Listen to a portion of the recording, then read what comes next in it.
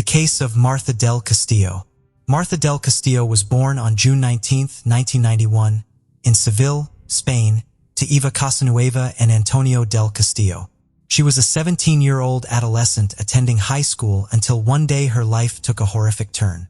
On January 24, 2009, Martha was chatting with Sylvia Fernandez, her best friend, when suddenly Martha ended the conversation. She told her friend that she had to leave and that she was in a hurry because her boyfriend Miguel Carcanio was waiting downstairs.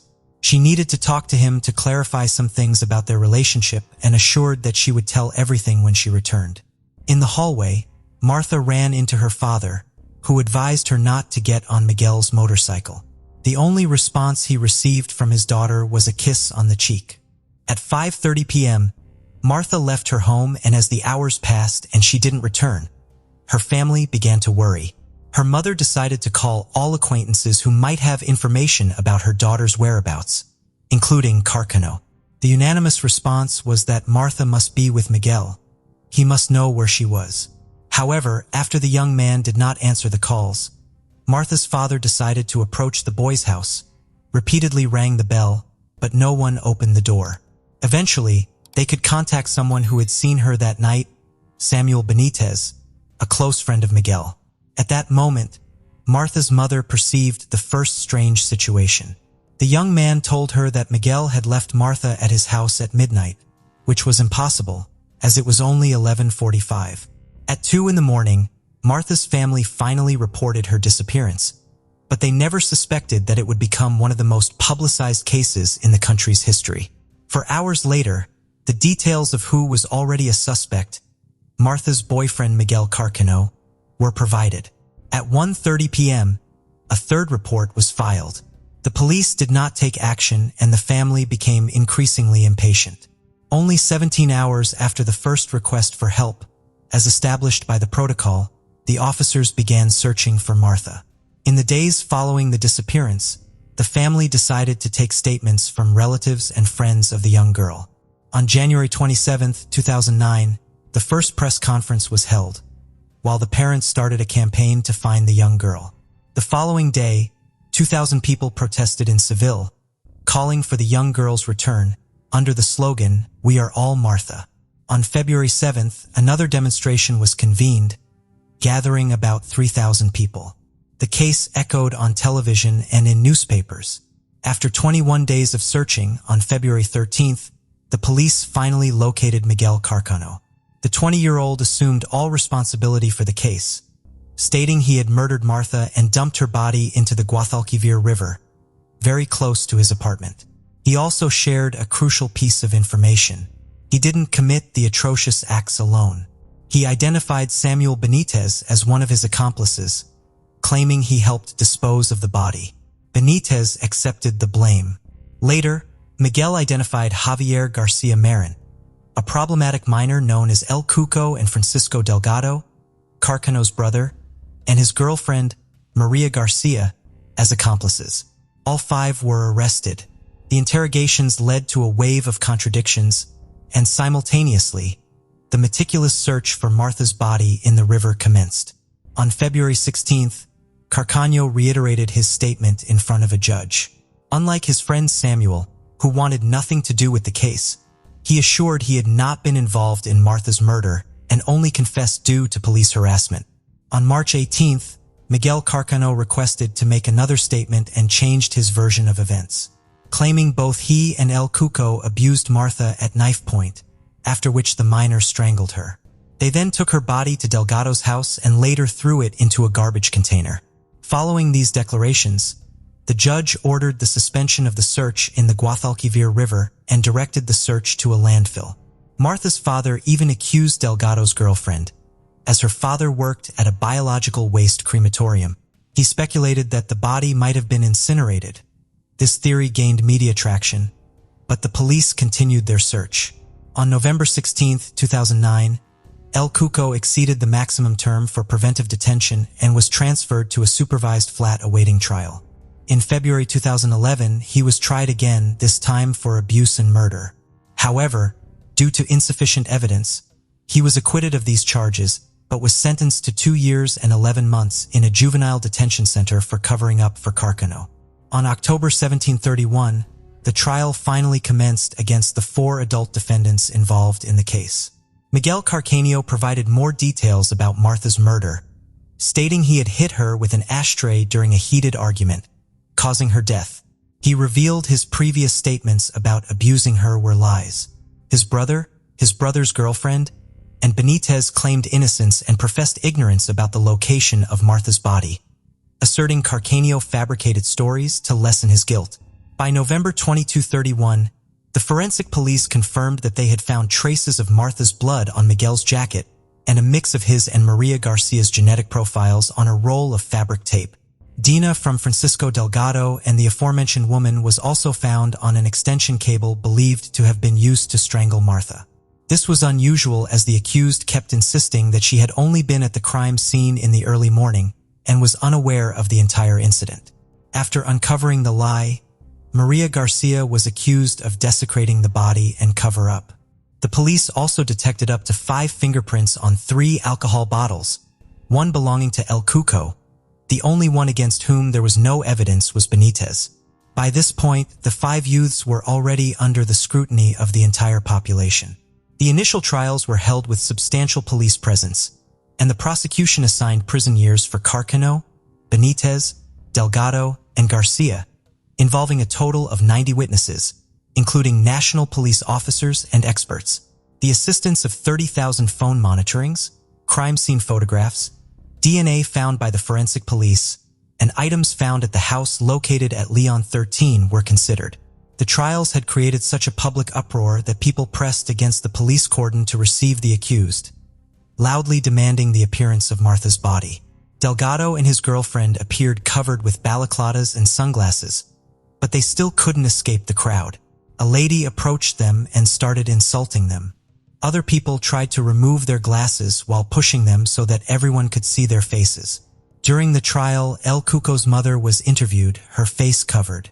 She asserted her son's innocence and claimed neither she nor he knew anything about Martha's body. She was labeled a liar by journalists but didn't care. She still received a sum of 10,000 euros for being interviewed. A few days later, Martha's family asked that her earnings from the program be regulated and that the money be used to face her son's sentence. During the proceedings, a key witness appeared, the taxi driver who transported Delgado on the night of the crime.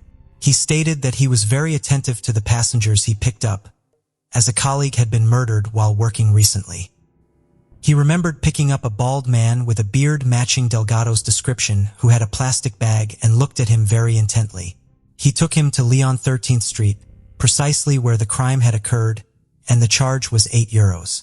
However, Delgado's defense lawyer questioned this evidence, claiming the fare for the 2 kilometers covered in those years should have been 5 euros, not 8, thus discrediting the statement. When Martha's parents took the stand, they mentioned the profound pain the situation was causing. They had to quit their jobs, start psychiatric medications, and even develop depression. Their other 2 daughters, Martha's sisters, were also going through a horrible time. They just wanted everything to end. To add to the pain, the jury's verdict in January 2012 didn't satisfy the family. Carcanio ended up as the sole responsible party for the young girl's murder and was sentenced to 21 years and 3 months in prison. Additionally, for the next 30 years, he is banned from residing in the city where the victim's parents and sisters live. At the same time, Carcanio should pay part of the trial costs and compensate the victim's parents with 280,000 euros and each of her sisters with 30,000 euros for the moral damage caused by Martha's murder and disappearance. Meanwhile, Delgado, Maria Garcia, and Samuel Benitez were released, as there was no evidence placing them at the crime scene at the time of the murder. The following year, Delgado and Benitez demanded Martha's family pay for the trial costs. Martha's father stated he would seek justice beyond national borders as he believed the system in Spain was obsolete. He even claimed he would go to Strasbourg, home to the European Parliament and the European Court of Human Rights. In December 2011, Martha's mother wrote a letter to Carcano and sent it to prison, asking him to end the torture of uncertainty she felt due to the absence of her daughter's body. She wanted Martha to rest in peace in a place where she could bring her flowers and talk to her. However, the letter never received a response. On January 24, 32, 3 years after Martha's disappearance, demonstrations occurred in various cities and towns in Spain, demanding justice for the young girl. In prison, Carcano was threatened by other inmates and later attempted suicide. He was admitted to a therapeutic module and did not receive visitors or talk to anyone on the phone. The young murderer was very busy during his imprisonment, creating up to 7 different versions of the crime, leading to several lawyers resigning from defending him. The latest version, in 2013, implicated someone close to him as the perpetrator of the crime. Carcano spoke of an argument between him and his brother over the mortgage for the house at Leon 13. He sent a letter to the family expressing his wish to stop covering for Delgado. According to this version, a fight ensued over a fraudulent loan. The conversation escalated to the point that Delgado threatened his brother with when Martha tried to intervene. She allegedly received a fatal blow with the butt of Delgado's gun. Delgado then made a call, and Miguel claims he doesn't know who it was directed to or what was discussed, but he remembers that he then ran out of the house, leaving Martha lifeless in the room. It was then that El Cuco arrived and Miguel asked for his help to dispose of the body using a wheelchair. They transported the body to the Mahaloba farm in La Rinconada and buried it there. Martha's parents believed Carcano's version and held him in high esteem despite everything that had happened. They requested the reopening of the investigation, focusing on Miguel's brother this time. However, neither the prosecution nor the judge gave weight to the statements. Martha's father decided to visit Carcano in prison himself, asking him to collaborate. He even told him he had bought the house at Leon 13 and that it would be his after serving his sentence if he helped find his daughter's body. The search for Martha's body was one of the most expensive in the country's history, encompassing both land and sea to locate the young girl. The first search was conducted in the Guadalquivir River. However, several inconsistencies were found when agents tried to recreate the transfer from Leon 13's floor. It was impossible for 3 people, in this case El Cuco, Carcano, and Benitez, to transport together on a motorcycle, especially carrying Martha's body. In the reenactment, the body fell to the ground the moment the engine started. When Carcano claimed that the body had been thrown in a trash bin, the search began in the landfill that receives all the waste from Seville. Due to the time elapsed since the young girl's disappearance and the vast amount of waste received by the landfill, the search team estimated they would have to remove around 40,000 tons of garbage to obtain some result. They searched for a total of 32 days without success. The accused mentioned up to 4 different locations where the body was, prompting new searches each time. On one occasion, the then Interior Minister Alfredo Perez had to pause the search as the Ministry of Economy and Finance was running out of funds. In April 2013, after pointing to his brother as Martha's real murderer, Carcano gave a new location for the body near the municipality of La Rinconada. Despite losing almost all credibility after so many false versions, a new search was decided upon. Carcano accompanied the police officers to where he claimed to have buried Martha's body along with Delgado on that night in February 2009. He did not give precise directions. He only sketched the area where he believed they had dumped the body. The soil of 6 farms was excavated, focusing on points where, according to a study done with Agerator, there had been earth movements in recent years. In total, an area of 10,000 square meters was scanned. But again, nothing was found. All the searches were in vain. At the request of the parents, the search for the body was halted until 2015. The public ministry asked the defendants to jointly compensate the Ministry of the Interior with a sum of €616,319, the approximate cost of the search, but this never happened. Fortunately, other doubts in the case were resolved, thanks to a very special collaborator. In February 2009, Oscar presented himself to Rosalia, Cuco's mother, as a criminal, but in reality, he was an infiltrator seeking a confession. Simple words that could shed some light on Martha's whereabouts. Over time, they began to meet frequently, seeing each other every 2 or 3 days, and talked daily on the phone. Rosalia trusted him with the keys to her house. They shared confidences, took long walks on the beach. He gained her trust and won her over. He even made her believe that they would leave together for some country in Eastern Europe once everything ended for her son. For 2.5 years, Oscar recorded 600 hours of conversation between Rosalia and her surroundings. In October 2011, El Cuco was already granted release permits from the juvenile center to which he had been sent for covering up for Carcano. During a conversation, Oscar asked the young man if he thought the police were following him, to which El Cuco responded affirmatively, asserting they would do so to find out where they got rid of Martha. This statement forever incriminated him. After finishing talking, El Cuco immediately realized what he had said and quickly rectified, asserting he hadn't done anything, while Oscar played along as if he hadn't noticed. In other tapes, El Cuco mocked the police's efforts to find the body, and Rosalia discussed how inept the investigators had been for not auditing the calls from her mobile phone. Despite the hard work of the man, those 600 hours of recordings were never judicialized. Only in 2022, 13 years after Martha's disappearance, did the infiltrators' work yield results. On May 26, 2022, dozens of people, especially neighbors of Martha's family, gathered at the courthouse doors wanting to accompany them due to the celebration of the new judicial process. Rosalia and El Cuco arrived at the courthouse shielded by the police. The young man was entirely covered, wearing a large hoodie, a balaclava, sunglasses, and even gloves. Rosalia was wearing sunglasses, a mask, and a headscarf. In 2011, El Cuco declared that he had not been in the flat on Leon 13th Street where the crime occurred but with several friends.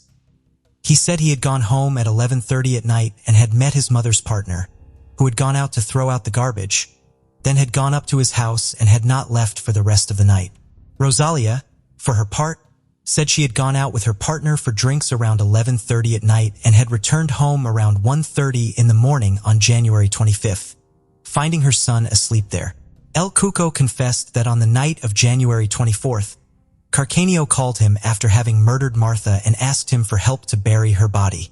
Along with Benitez, they took his mother's car and went to Leon 13, where Delgado was also found. Meanwhile, Rosalia was at the bar and stayed there until 4:30 in the morning. When she got home, her son was still missing. Both El Cuco and his mother were charged with perjury, the act aggravated by having obstructed the judicial procedure ongoing since February 2009. Both El Cuco and Rosalia accepted responsibility for their acts. The trial was held, and the judge suspended all scheduled witness statements, leaving Martha's parents distressed as they had called Carcano to testify in hopes he would finally reveal their daughter's whereabouts. On June 9, 2022, both El Cuco and Rosalia were sentenced to 2.5 years in prison, and the judge also imposed a fine of €14.40 each and a civil liability payment of €30,000 to Martha's parents. However, they didn't care about the money. They still wanted just one thing: to find the body of their daughter.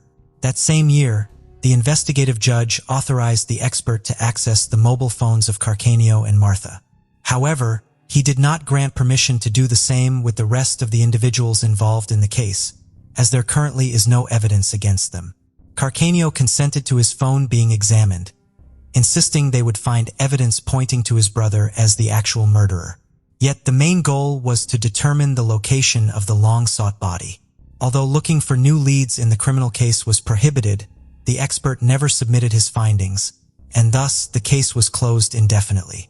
In November 2022, 13 years after Martha's murder, the civil court decided to close the separate investigation for the search of the body, deeming the legally stipulated investigation period as expired without any new significant discoveries.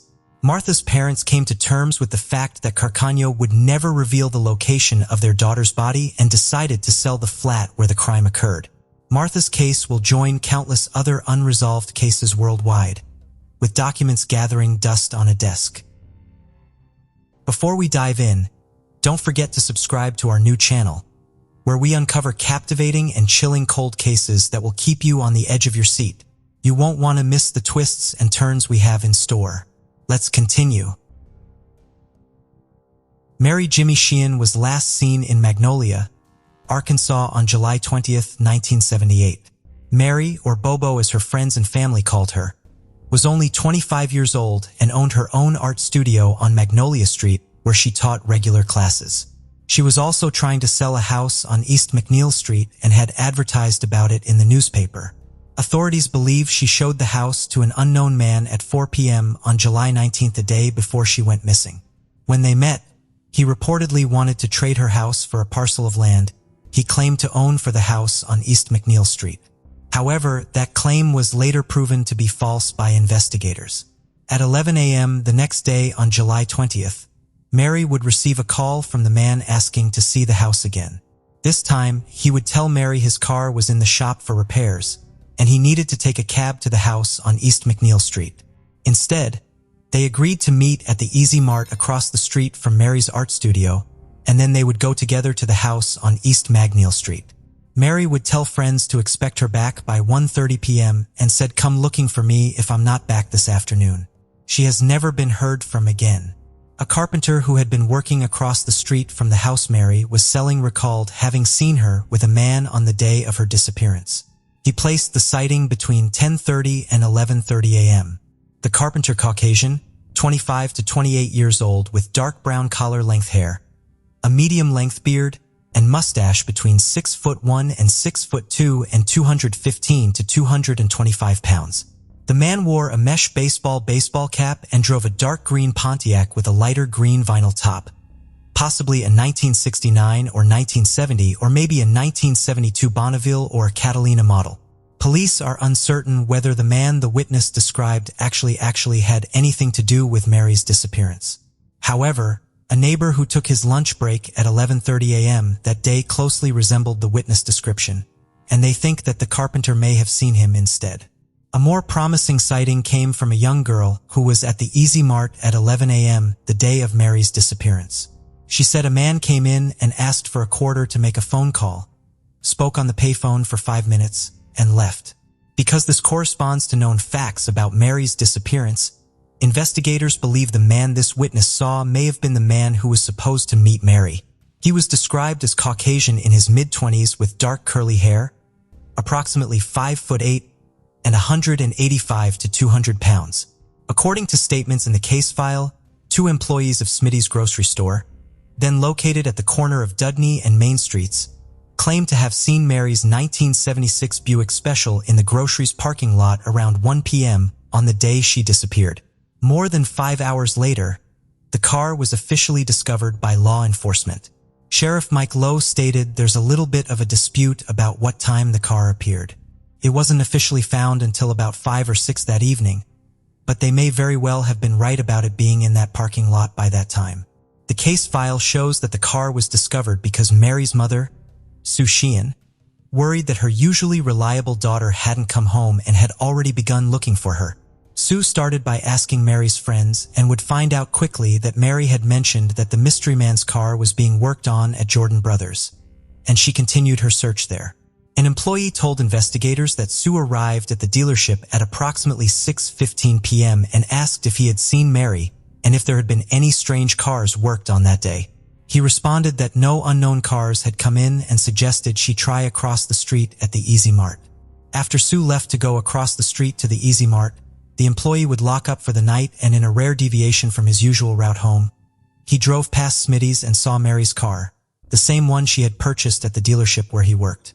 He stopped to investigate and would later tell police he wanted to be sure it was Mary's car, so he opened the door and sat on the edge of the seat.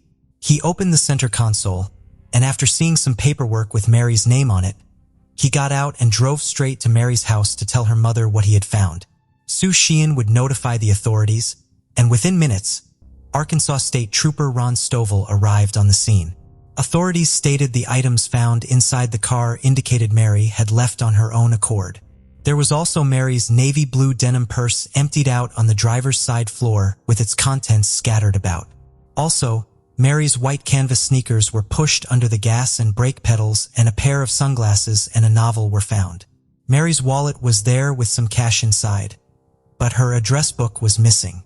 Fingerprints were found inside, but they've yet to be identified. Sheriff Lowe thinks that the person who committed the crime is most likely a local resident.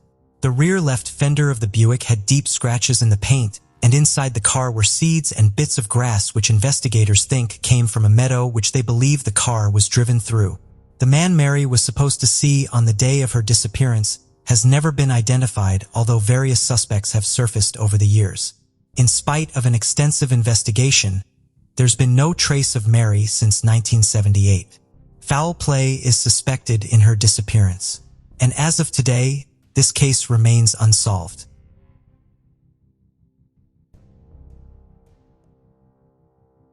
Mercedes Toiver would get into an argument with her mother, Felice, on the night of December 17, 2016. After the argument, she would walk out of the house at the 300 block of Roston Road in Prescott, Arkansas, and leave behind all of her belongings. All she would take is her cell phone and $20 in cash and start walking south away from the house. This was the last time Mercedes was seen alive. Mercedes was a graduate of Prescott High School in February 2016 and spent the summer in Kansas studying for the SVAT exam because she planned to join the Air Force. However, this dream was shattered on the night of December 17, 2016, when Mercedes finished into thin air. Police thought Mercedes was leaving to walk to her aunt's house to stay after their argument, which was a quarter of a mile away from their home. Felice would attempt to call her daughter a couple of times over the weekend, but would receive no answer and assumed her daughter's phone had run out of minutes. By Monday, December 19, 2016, police would discover her daughter never made it to her aunt's house, so the family started searching for her. After multiple attempts failed to find Mercedes, the family reported her missing to the police. Since her disappearance, her cell phone has died and there has been no activity on her social media accounts. Prior to her disappearance, she used her phone and was on social media every day. Police say they attempted to track her cell phone, but they were unable to make a connection. Her family stated that it is uncharacteristic of Mercedes to leave without warning. Her loved one stated she preferred staying home and reading books instead of going to parties. Her family fears she may have come to harm, but very little evidence is available in her case. Mercedes Toiver is classified as an endangered missing person, and as of today, Mercedes has never been heard from again, and this case remains unsolved.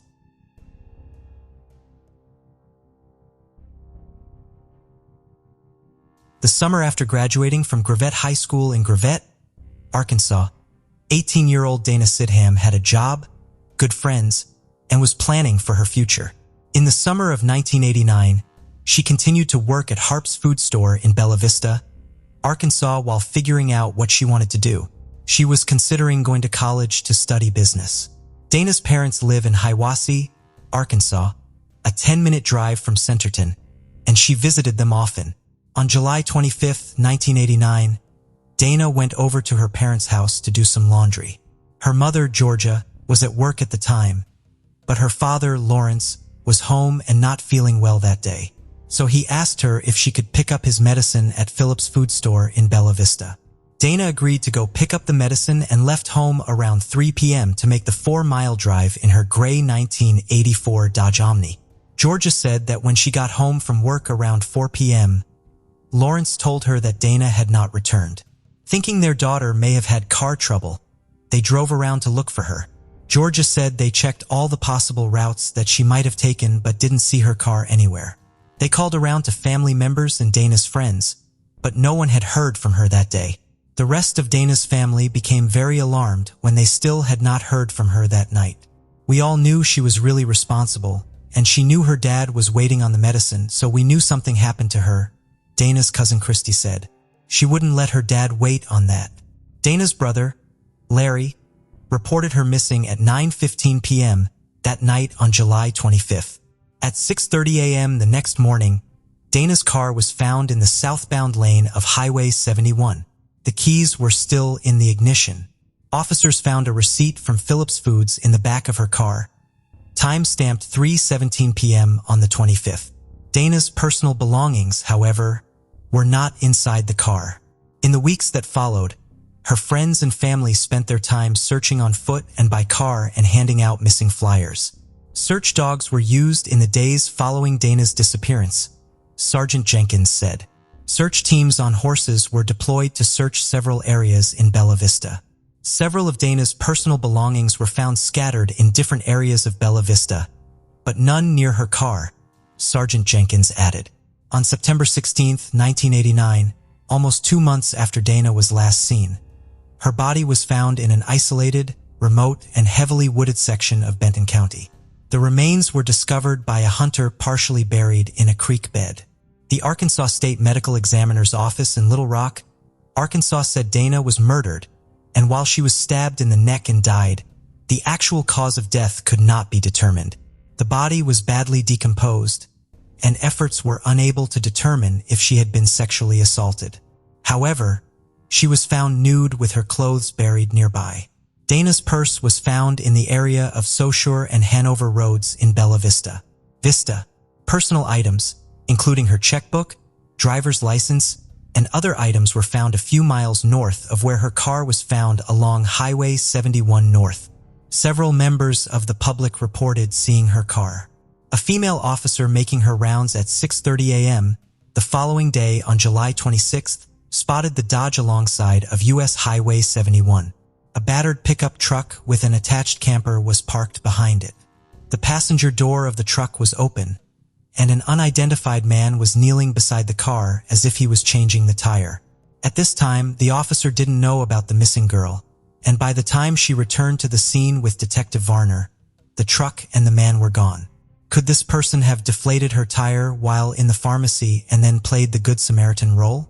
The officer who spotted the Dodge car and truck underwent intensive hypnosis in an effort to recall more details about the truck and the unidentified man kneeling by the car. She recalled the truck as being a 3-tone Chevrolet Ranchero with a medium green top and a dark wood grain insert in the middle, and the lower half of the truck was painted white. The state license plate was black and white. Working with Texas Rangers, Detective Varner quickly traced the truck to a Texan who had sold it in 1987 to a Navy buddy who was stationed in Florida. However, when Florida authorities were contacted, they discovered the license plate had been turned in at a licensed branch. There have been several persons of interest in this investigation. The 2 primary suspects that have been considered are Michael Earl McMillan and Orville Mitchell Goodwin. In 1996, a Benton County judge ordered then 26-year-old Michael Earl McMillan to submit a hair sample to investigators who were working to solve Dana's murder. McMillan, who was Dana's high school classmate, allegedly said to detectives that sometimes I think I did kill Dana, but I know I didn't. Another potential suspect, Orville Mitchell Goodwin, surfaced in February 2013 when the Benton County Sheriff's Office reopened the case. According to investigators at the time, they used new technology to re-examine evidence and suspects connected with the murder. Dana's mother, Georgia, said, "They know who did it. They just have to get proof." However, as of today, this case remains unsolved.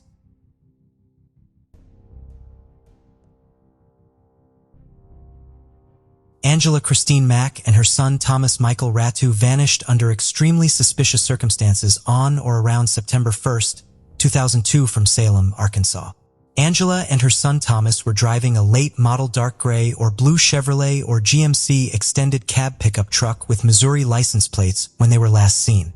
At the time of their disappearance, they went by Angie and Mikey and were 20 years old and 4 years old respectively. Little Mikey was reported missing by his father, Thomas Ratu, on September 1, 2002 and was last seen with an unknown woman around that time. However, 2 years later, the unknown woman would be identified as Angela Mack, his mother. In February, Angela was in a relationship with Jeremy Niederbrock while she was married to James Cox. Jeremy and her would have a son together named Matthew, who now lives in Salem, Arkansas with his father, Jeremy, and Jeremy's mother. An online search would show that Jeremy Brock has had at least 9 arrests between February 2004 to February 2019 for felony drugs, theft, and domestic abuse, to name a few of the crimes. So it is possible he is a suspect in her disappearance. Mikey is Angie's son by a previous relationship that she had when she was 16 years old. His biological father died in an Idaho jail in February 2019 of acute drug toxicity. It is unknown why Angie's disappearance was not reported until nearly 2 years after Mikey was reported missing and after they disappeared. There were reports that she was possibly driving to California or maybe to Iowa, but investigators are unsure.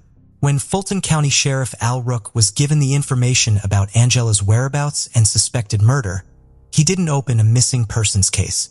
However, it is believed that he gave a photo of Angela to the National Missing and Unidentified Persons System, NAMUS. However, it was determined later that the photo was not of Angela, but possibly of her brother-in-law's ex-girlfriend. It is very hard to find many details in this case, and even the information we have could be wrong, but we know for sure Angela and her son Thomas are still missing to this day. Investigators believe one of the men Angela was involved with may have vital information on this case. There are also rumors that she was murdered and buried on top of a fresh grave in the Salem area, and that her son was trafficked or murdered along with her. Another rumor is that little Mikey was traded for a bus ticket, but there is no evidence to prove this. Their family has not given up on finding them. However, as of today, their cases have not been solved. 38-year-old Bradley Wayne Allen left his home after an argument with his girlfriend on July 18, 2017 and has never been seen again. Brad lived with his girlfriend, Megan, and their 2-year-old son in Hamburg, Arkansas, and worked as a construction worker. Megan stated that she and Brad had gotten into an argument on the night of July 17th. Then around 3 a.m. on the 18th, Brad allegedly took off on foot into the woods off Ashley Road in the shallow community of Fountain Hill. Megan stated he was aggravated with me when he left, but he was not that mad. He left to cool off and have some time to himself. He told me he was going on a walk through the woods and he would be back in a few hours. He left, took his cell phone, and left the rest of his belongings behind. His girlfriend went to sleep, and when she woke up later, he still hadn't returned. Megan and Brad's cousin, Jennifer, said that over the next 3 days, they looked everywhere for him, even checking with Brad's employer, friends, and even old acquaintances, but still no signs of Brad. However, they did not immediately tell the rest of Brad's family, stating that the reason for this was because Brad had a falling out with his family about a month before he went missing. After days of searching, on July 20th, Jennifer went to her grandfather to ask his advice on what to do next. According to Jennifer, Brad had a bank card issued by his employer, which his paychecks were automatically deposited to. Since he had left his wallet at home, that card was still in the house. My grandfather said Brad was going to get paid at midnight that night, Jennifer said, so we expected him to come home and get it. But on the morning of the 21st, Brad's bank card was still at home and, again, no signs of Brad. When he didn't show back up to get his money, that was the biggest red flag, Megan said. He would have at least come back to get his money. Once Megan and Jennifer decided to tell Brad's family that he was missing, they first went to his sister Angie's home. Investigators then came out to the 20 acres of land that Brad lived on and began their investigation. Track dogs tracked him down the road for several miles and then lost his scent. Activity on Brad's phone ceased the moment he left to go on a walk, which means he most likely turned it off. Sheriff Sturgeon doesn't believe foul play is involved in this case, but they continue looking for leads. Brad also had 2 daughters from a previous relationship that lived nearby him when he disappeared. His family continues to search for answers, and as of today, this case remains unsolved. The Jill Dando case. Born on November 9, 1961, in Weston-super-Mare, Somerset, she resembled Lady Diana of Wales, which seemed to endear her even more to the British public. Jill was raised by her parents, Winifred Mary John Hockey and Jack Dando, in the Baptist faith, along with her brother, Nigel, who was 9 years her senior. Jill and Nigel shared a good relationship and had common professional interests as they grew.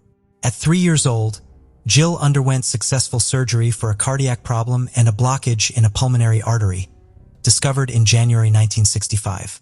Educated at well-known schools like Worrell Infant School, Greenwood Junior School, and Worrell Comprehensive School, Jill followed in her father's and brother's footsteps, studying journalism in Cardiff.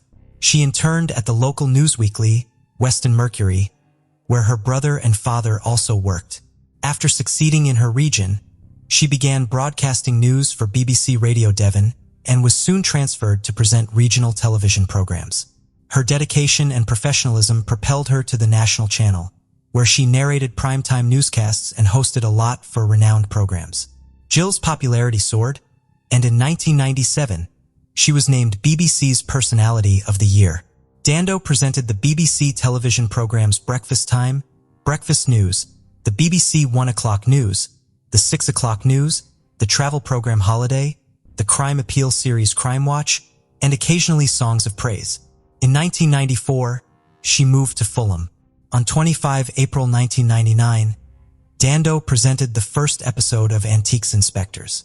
She was scheduled to present the 6 o'clock news on the evening of the following day. She was featured on the cover of that week's Radio Times magazine. Dando was also booked to host the British Academy Television Awards 1999 alongside Michael Parkinson at Grosvenor House Hotel on September. At the time of her murder, she had just commenced the new season of the successful crime program, Crime Watch, with co-host Nick Ross. Their partnership had lasted from 1995 until the Sunday before her death. Jill's murder left her plans with fiancé Alan Farthing, a gynecologist and obstetrician she met in December 1997, unfulfilled. They had planned to marry on September 25, 1999, but Jill's life was cut short. In the week leading to her death, Jill was busy with various activities, including traveling to Dublin to record her show. On April 26th, the fateful Monday, Jill's movements were meticulously recorded. She and Alan awoke at 6:45. After he left for the hospital, Jill attended several phone calls before leaving her house at 10:05 a.m. in her blue convertible. After stopping for petrol at 10:20 a.m., she headed to Hammersmith Shopping Centre. From there, she drove home to Fulham and parked near her front door. As she was looking for her keys, she was attacked from behind, held face down, and shot. The bullet entered above her left ear and exited through the right side of her skull, killing her instantly. Her body was discovered minutes later by a neighbor who was passing by and saw her lying in a pool of blood. She was transported to Charing Cross Hospital, where she was declared dead at. Jill's funeral took place on May 21, 1999. She was buried next to her mother, who died years before in 1986 at the age of 57, due to leukemia. Since then, countless leads have been followed to find the murderer and mastermind. As in her journalism career, Jill touched on subjects that affected powerful interests, and one of these subjects could have been the motive for the crime. The crime investigation is remembered as one of the largest and most intense of recent decades in England. The Metropolitan Police titled the investigation Operation Oxbug, led by Detective Hamish Campbell, who had 45 people on his team. They interviewed about 5,000 people, took approximately 2,500 witness statements, answered around 80,000 phone calls, analyzed more than 2,000 potential suspects, and examined 14,000 emails. Furthermore, they reviewed 195 surveillance cameras, which showed that Jill was not followed by anyone that morning.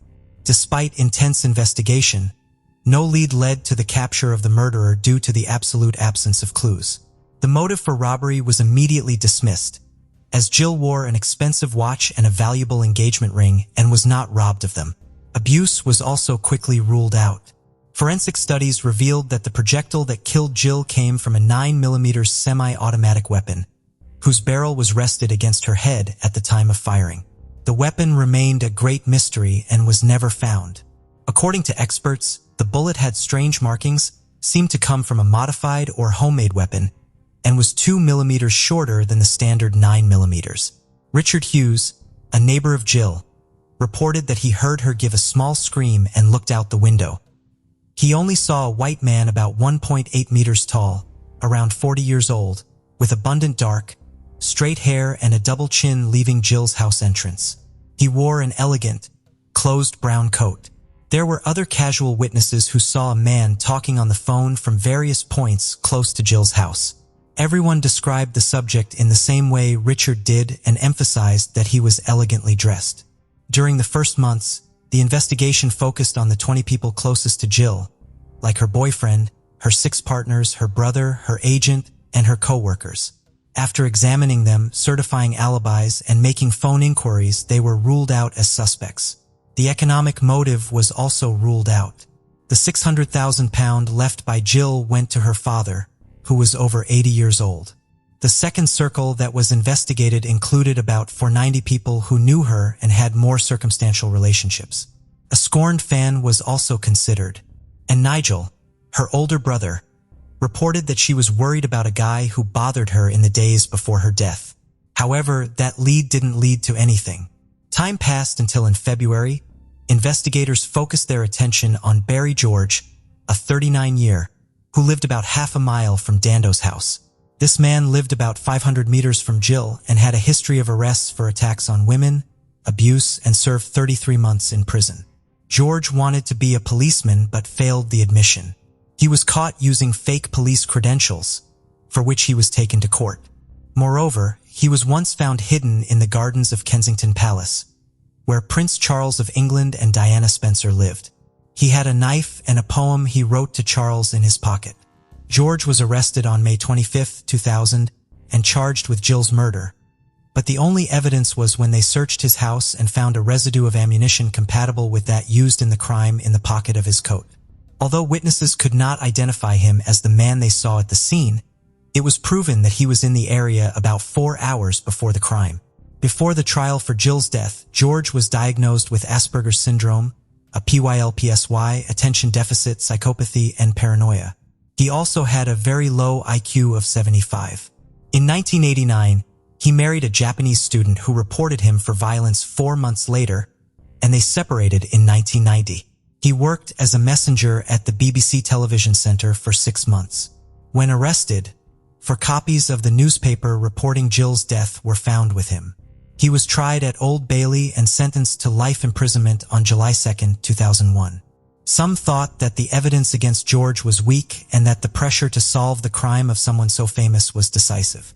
After 3 appeals, he was retried on December 14, 2007, and was acquitted on August 1, 2008, after spending 8 years in prison. The Supreme Court found that the evidence was so inconclusive that a sentence could not be based on it. In 2012, after the death of the famous British TV eccentric Jimmy Savile and after learning of his abuses to children, it was recalled that in the mid-90s, Jill obtained information about a group of pedophiles who were recognized figures.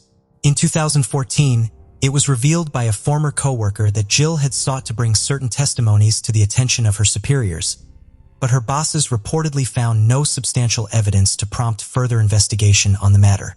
There were also circulating speculations that a mobster previously exposed on the program, Crime Watch, may have contracted a professional assassin for revenge. However, this theory was largely dismissed as the weapon appeared to be of such poor quality that it would be unlikely to be used by a seasoned criminal. Jill's dedication and work enabled the BBC to collect a total of £6,500,000 for the victims of the Kosovo War. The day after the tragic passing of the talented presenter, information surfaced that Tony Hall, the chief of BBC News, received a phone call containing death threats from a man with an Eastern European accent. There were statements suggesting that Jill's assassination might have been a commissioned crime by a Serbian leader in retaliation for the bombs dropped by NATO on the headquarters of Serbian radio and television on April 23, 1999. Michael Mansfield, George Barry's defense barrister, suggested that Dando's earlier presentation of an appeal for aid for Kosovo or Albanian refugees may have attracted the attention of Bosnian Serb hardliners. Dando's appeal for aid for the Kosovar Albanian refugees had been shown on television 3 weeks before her murder. In 2019, it was reported that the British National Criminal Intelligence Service had given an intelligence report to the Dando murder inquiry claiming that the murder was in retaliation for the RTS bombing and Arkin had ordered the killing. The report highlighted a possible connection between the bullet used to kill Dando and bullets used in assassinations in Germany, namely handmade markings found on them. An opposition journalist, Slavko Kurovaja, was assassinated outside his home in Belgrade just a few days before Dando's murder, and the method used in both cases was identical. In 2019, 4 men of the Serbian Secret Service were convicted of this murder. In February 2002, journalist Bob Wofenden had advanced the view that a Yugoslav group was behind the Dando killing and, in various newspaper articles, contested all the grounds on which the police had dismissed this possibility. Jack, Jill's father, passed away in February 2009 without witnessing the resolution of his daughter's crime. In April 2019, commemorating the 20th anniversary of Jill's murder, BBC aired a documentary on the crime that captivated 4 million viewers. More than 2 decades have transpired since the murder of the journalist and television presenter Jill Dando, who was shot dead in April 1999 by an unknown gunman.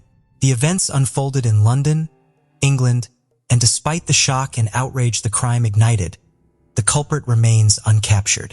The mastermind behind the assassination could possibly be a highly influential political figure, a member of a pedophile ring, or could even have links to an international mafia aiming to silence journalists.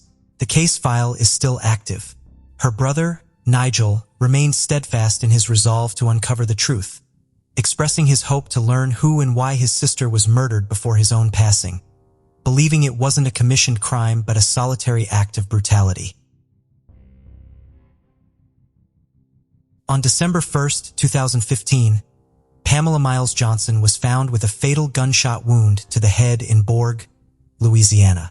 On the night of her murder, she was at home with her 2 nieces, ages 7 and 10. Pamela had been taking care of her nieces after they had lost their parents to a murder-suicide 3 years earlier. After Pamela was killed, the suspect kidnapped her 2 nieces and stole Pamela's 2013 Buick Enclave and drove 15 minutes from Bourg, Louisiana to Homer, Louisiana before abandoning the car and the 2 girls. The girls would then find a woman on Wade Street and inform her of their kidnapping. They would tell Terrebonne Parish Sheriff's Office that the murder kidnapper was a tall, thin black man between the ages of 25 and 35 years old. During the investigation, they would talk to the victim's family and friends, and they would describe her as a very loving person who dedicated her life to others. Pamela's husband Charles Johnson and her were living apart after he filed for divorce over 3 months before the murder. Court records would show that Charles owed Pamela around $6,000 in past due rental property money. Due to this, he was scheduled to appear in court for contempt of court charges after Pamela was found murdered. Pamela also had a daughter named Christina Johnson. Christina would describe the family as perfect when in public, but behind closed doors she said their family was not close at all and her parents fought a lot. She said they would even ride in separate cars to family gatherings. Christina would describe her mother as a very matter-of-fact person, saying that her mother would ask specific questions of Charles because she knew he would never volunteer information. Charles was more of a private person and would just take off sometimes without telling Pamela where he was going. Christina said this led to many arguments in the home. Christina was the only heir to Pamela's assets, and after the murder, she would sue her father Charles, alleging he owed half of the money that was collected from some rental homes as well as the maintenance costs. Christina also alleged that Charles or someone on his behalf came into Pamela's home and took Pamela's clothing and shoes. Charles would deny these allegations, and his lawyer, Kentley Fairchild, would say that upon Pamela's death, the defendant had every right to enter the property since he was co-owner. Charles would also say that Christina was adopted and had lost contact with him and Pamela after she went off to college. As suspicious as this is, the investigators have not said whether Charles is a person of interest or not. As of 2020, the investigators have not released any information on possible suspects, and the case still remains a mystery. On the night of June 10, 2011, Shane Fell would leave Rum Runner's Pool Hall in New Orleans, Louisiana after a night of drinks and pool with friends and his brother. Shane would get in a car accident only 5 minutes away, and his brother Brett would happen to call him at 12:40 a.m. That's when Shane told his brother that he was in a single-car accident and the car had flipped over. Brett decided to head where his brother was. A few minutes later, Shane would call Brett again to make sure he was on his way. This would be the last time Brett would ever hear from his brother. When Brett arrived 20 minutes later, he found police already on the scene, but there was no signs of Shane. When Brett had talked to Shane earlier, he said he wasn't injured and never mentioned being scared like someone was chasing him.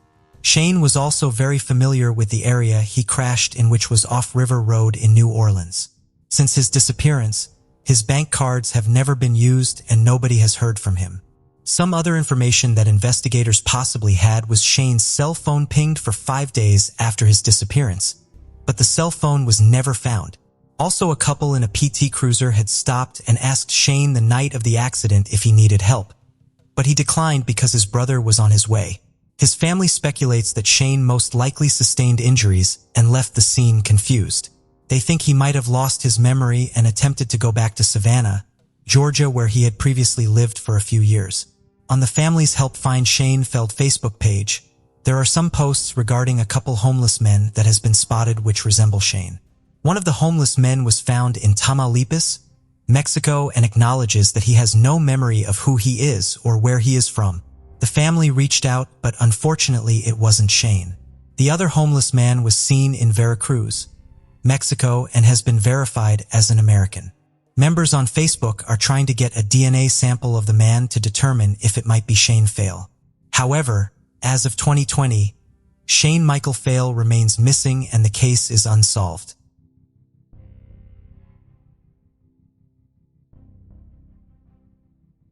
On June 18, 1986, police in Louisiana received a strange call from a person stating there were two bodies under a bridge in Slidell, Louisiana.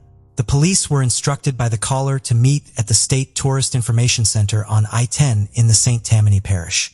However, when they arrived at the State Tourist Information Center, no one was there. They would take it upon themselves to search around I-10 and I-59 bridges for the bodies but found nothing. The next day, two people out fishing would discover the body of an unidentified female floating in Lake Pontchartrain. The body was discovered east of I-10 about 50 yards from the community of North Shore. The body was found with a plastic bag over her head secured with duct tape and had a 22-pound red-colored weight attached to the body's neck. She was completely nude and had numerous stab wounds to her face. The coroner stated that the female had died around 36 hours prior to being discovered. Ultimately, the cause of death was determined to be asphyxiation. Investigators think she might have been married because of markings on her ring finger. During the autopsy, it was discovered she was 3 months pregnant. She was also found to have breast implants, but no serial number was found. Investigators contacted 175 different plastic surgeons, but turned up nothing. Investigators believe the Lake Pontchartrain Jane Doe was not from the Slidell area, and likely her body was dumped between Bayou Lacombe and Rigolets Pass. As of 2020, the Lake Pontchartrain Jane Doe has never been identified and the case still remains unsolved.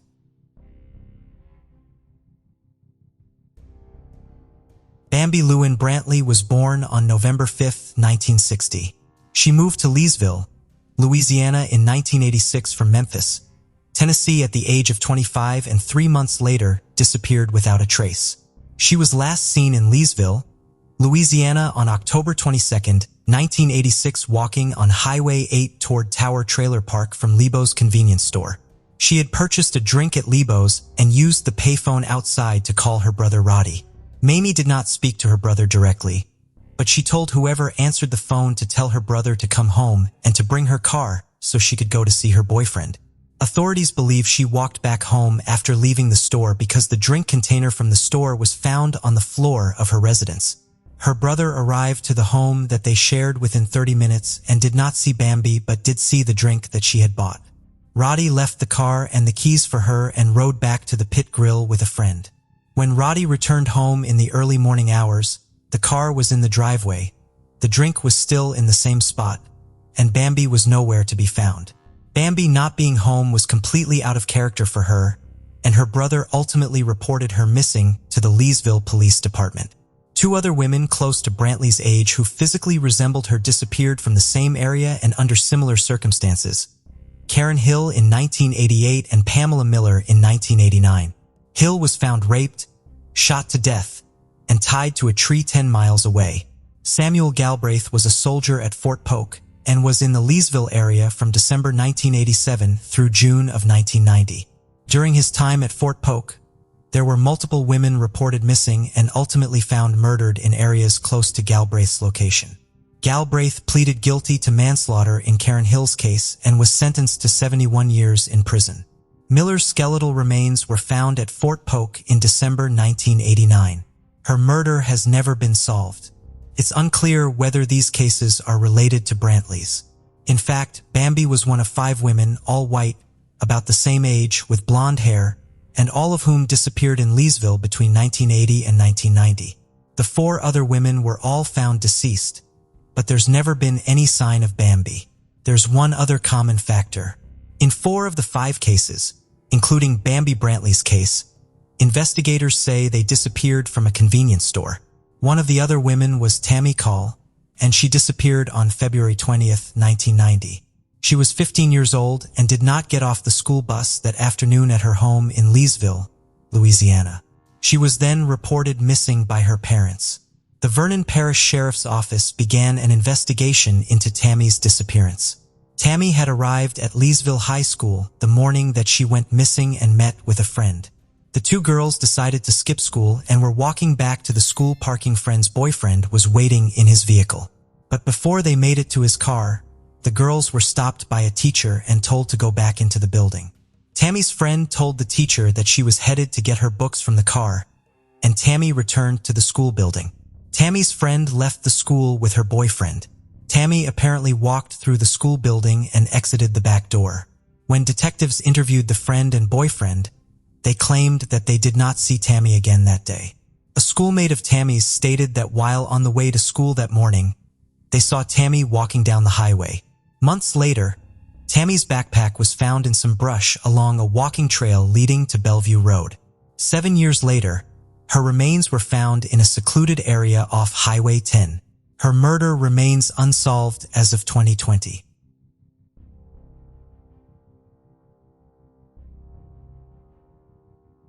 In 1976, on a secluded Sumter County dirt road in South Carolina near I-95, a young couple was found murdered execution style. Sadly, neither victim had identification on them, and investigators would initially try to identify them using their fingerprints, but would be unsuccessful. The man was wearing a wristwatch, and the investigators tried to use the serial number to track down the jewelry store, but were unable to. They would also have their dental records published to national dental journals, but nothing has ever come from this. So who are they? That's what investigators have been trying to figure out since 1976. The only clues found at the scene was the man was wearing a lint star ring with the initials JPF inscribed on it. He also had a pack of matches from Grant's truck stop. In the United States, there are only 3 Grant's truck stops. There is one in Nebraska, one in Arizona, and one in Idaho. A mechanic in York, Nebraska thought he had worked on a van with Washington or Oregon plates that matched the couple's description. The man was also found wearing a 1975 International Motorsport Association Camel GT shirt, a shirt that is only sold at the Florida Sebring race. The weekend the couple was murdered, an IMSA race was being held at the Talladega Motor Speedway. Had they gone to that and were on their way back?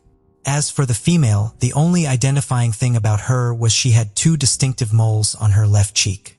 She was also found wearing American or Mexican jewelry from Southwest United States. While both victims were found wearing typical clothing for the 70s, neither were found with underwear on. One witness said he had met the couple, and the male victim claimed to be from Canada, but they were unable to identify him this way either. In December of 1976, George Lonnie Henry from Wadesboro, North Carolina, was stopped in South Carolina for driving under the influence. When his car was searched, police found a stolen gun with the serial number scratched off. Ballistics were done, and it was determined this was the murder weapon. After multiple interviews and polygraph tests, investigators were unable to determine if he was responsible for the murders. George also had an alibi. He was with his sick wife at a North Carolina hospital. George would say his brother Jim Henry gave him the gun as a gift. Since several months had passed since the murders, investigators were unable to prove his alibi or who had possession of the gun at the time of the murders. The gun was originally stolen by some thieves in the Raleigh-Durham area in North Carolina before the Henrys came into possession of it. So it's possible they had nothing to do with the murders and received the gun later. If the Henrys weren't involved in the murders, who was? During the 80s, multiple IMSA racers and race teams, including John Paul Sr., the Whittington brothers, and Randy Lanier, were convicted of drug smuggling. We're not talking about a small-time drug smuggling operation. They were part of a multimillion-dollar criminal organization who were smuggling tons of drugs into the United States. The racers and the race teams had strong ties with organized crime and even with the CIA. So that leads to one theory that the victims might have been drug smugglers and were taken out for some reason. The style of murder used on the victims is quite often used by the mafia when a hit is performed. This definitely seems plausible, but with little evidence in the case, it's hard to say. However, an odd coincidence is that a mobster by the name of John Rosselli, who is most known for his connection to the Kennedy assassination, was found floating face down in a bay near Miami the same day the couple was murdered. Since the male victim was wearing a shirt from Sebring, Florida, which is close to Miami, this could have been part of a larger hit by the mafia. Also, the area where the bodies were found was also known for corruption. Multiple businessmen and politicians were implicated in at least 3 murder-for-hire schemes which targeted local bank president Charlie Dorn Smith and local mayor Clayton Bingham. Also, a few months prior to the murders, a police chief in the area was murdered by another officer in a very suspicious circumstance just a few miles from where the mystery couple's bodies were found in Atlanta, South Carolina. It's possible the couple was bringing drugs to this town for the racers and local thugs had different plans. Another question that baffles investigators all these years is why hasn't family come looking for them? A lot of mystery surrounds this case, and as of today, the victims remain unidentified and the case remains unsolved.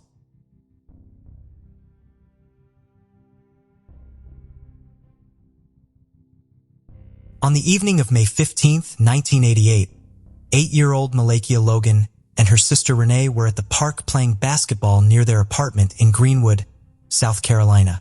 Around 8:15 p.m., Renee and a friend wanted to keep playing, but Maleakia, or Kia as she was known by family members, was ready to go home. So she got on her bicycle and left. When Renee arrived home about 20 minutes later, she discovered Kia was not there. Their mother, Bernetta, would search the area around the apartment complex but couldn't find her daughter. She would then call the Greenwood Sheriff's Office to report her daughter missing. Investigators would initially treat this as a missing persons case and put out a bulletin with a description of the girl. After an initial search of the apartment complex, they would discover Maleakia's bicycle in a parking lot just outside the apartment's office. This was the only clue found in the case. A deputy would spend the night on the Logan family's couch in case a kidnapper called with a ransom request, or if Kia herself managed to communicate with them somehow. However, no calls were received and a real investigation into her disappearance began. On May 16th, investigation into her disappearance began. On May 16th, 1988, around 75 people, including citizen volunteers, would conduct another search of the area around the apartment complex with the help of law enforcement helicopters. A few days would go by with no signs of Kia or evidence to assist in the case. On May 18, 1988, investigators would release a public statement requesting help to find 2 men who were seen in the area on the day Kia went missing. The first man was described as being an older Caucasian man with graying hair. He was seen driving a blue utility-type van with dark-tinted windows. The second man, who was of greater interest to investigators, was described as Caucasian, between the ages of 30 and 40, 5'8" to 5'9" and around 250 pounds.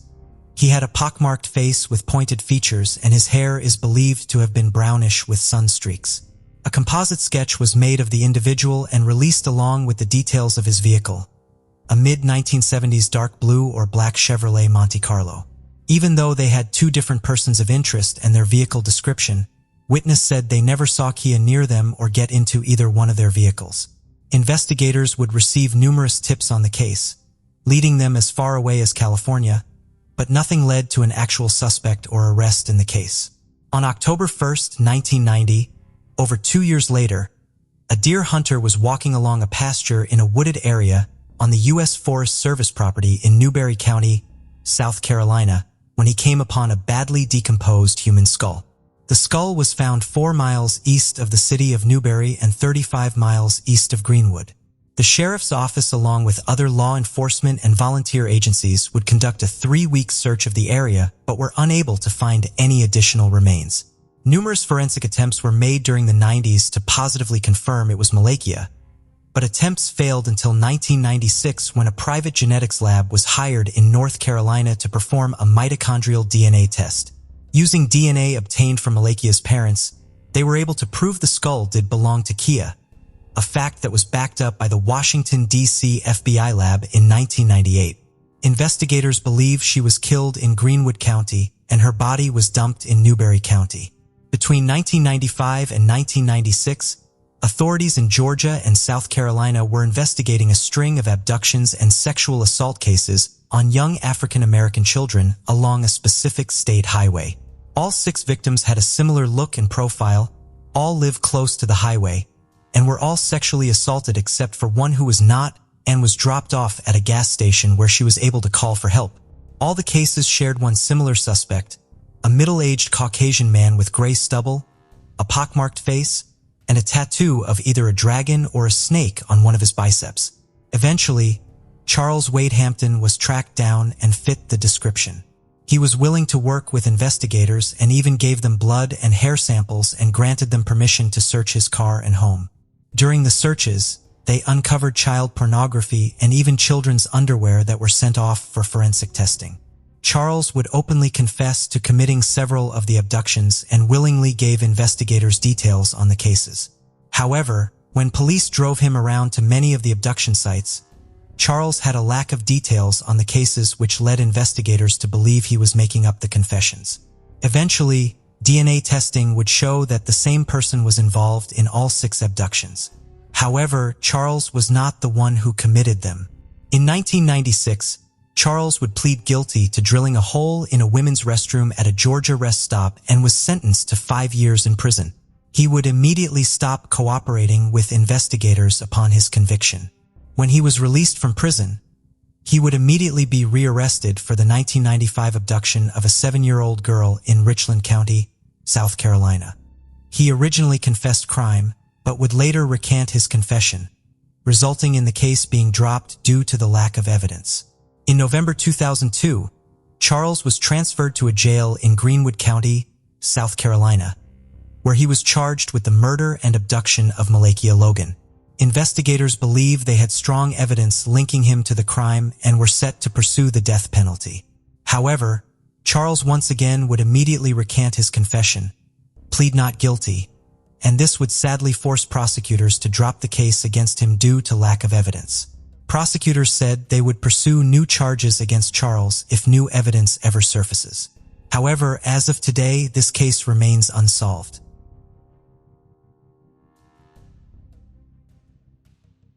On the morning of November 22, 1985 in Aiken County, South Carolina, Donna Arrington would get up to make her husband coffee at 7 a.m. as he got ready for work. On her way back to bed, she would check on her 4-year-old son Jeremy Grice, who appeared to be asleep in his bed. However, by 10 a.m. when Donna was awoken by the sounds of her 7-month-old daughter crying, she realized Jeremy was not at home and what she thought was him sleeping was actually his bed covers rumpled up in a heap on top of the bed. Since Jeremy had a habit of burrowing in his bed covers when he slept, she originally thought nothing of it. Now realizing her baby boy was missing, she began frantically searching in and around the trailer but found no signs of Jeremy. She would then report him missing to the Aiken County Sheriff's Office. The sheriff, Carol G. Heath, called in all of the off-duty personnel to help search the scene, but they found no signs of Jeremy. A neighbor said they saw Jeremy outside of the family's trailer playing with his dog by the mailbox around 8:45 a.m. However, Donna found this strange because of the cold winds and heavy rains that day. She would also point out that Jeremy had left his favorite jacket and shoes in his room. Also, his dog was his best friend and never left his side. So despite the neighbor seeing Jeremy with the dog was still at home and not with Jeremy. This is definitely one of the strangest details in the case. Did Jeremy wander outside barefoot in a rainstorm by himself? A 100-member search party would calm a 3-mile radius around the home. Investigators would check throughout the neighborhood in hopes of witnesses or even any possible leads. Family members were also questioned and polygraphed, with many turning up negative results. Fearing Jeremy might have drowned in one of the 2 nearby ponds, authorities would have them drained and even have a helicopter flying overhead searching, but still no signs of Jeremy. Jeremy's father, Ray Grice, spent all hours of the night searching and calling out for his son, but still no luck. After 3 unsuccessful days of searching, the sheriff's office announced Jeremy was most likely kidnapped. This is where the case would turn cold. Over the years, they have received numerous tips and possible sightings of Jeremy, but they all led to a dead end. Flyers were handed out and reward money offered, but again, nothing. Child serial killer William Ernest Downs was questioned about the disappearance, but he would have been a teenager at the time Jeremy vanished. William would deny any connection and has never been charged in the case. The family thinks a local neighbor most likely abducted Jeremy, but still mystery surrounds this case, and as of today, it remains unsolved.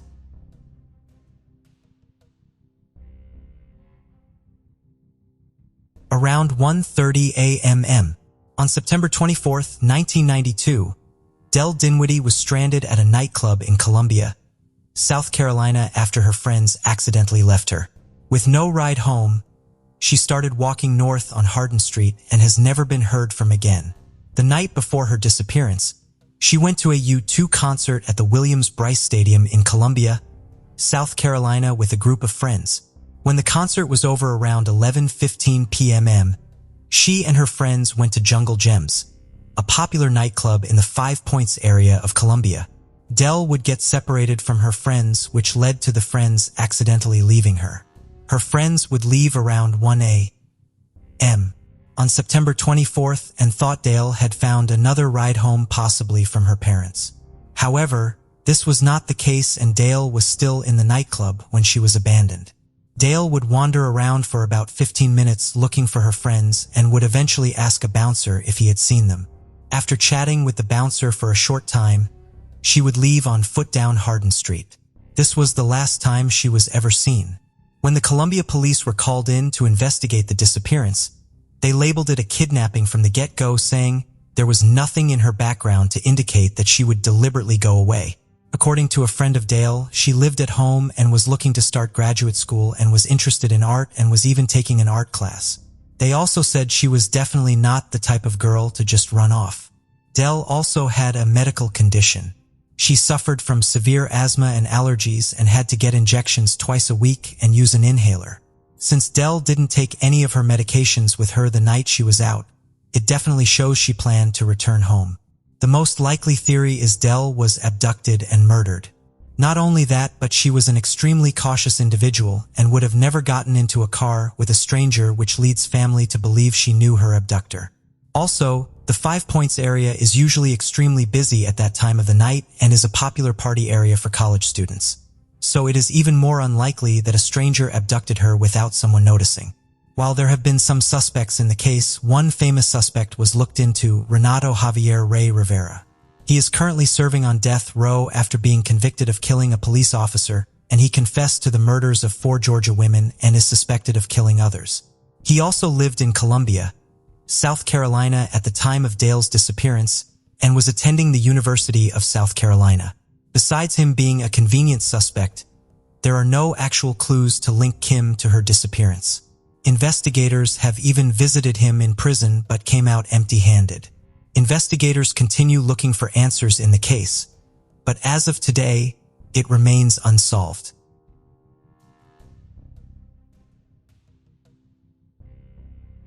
Janice Wessinger would leave her home on foot in Aiken, South Carolina on the morning of November 22, 1997 to go for a walk.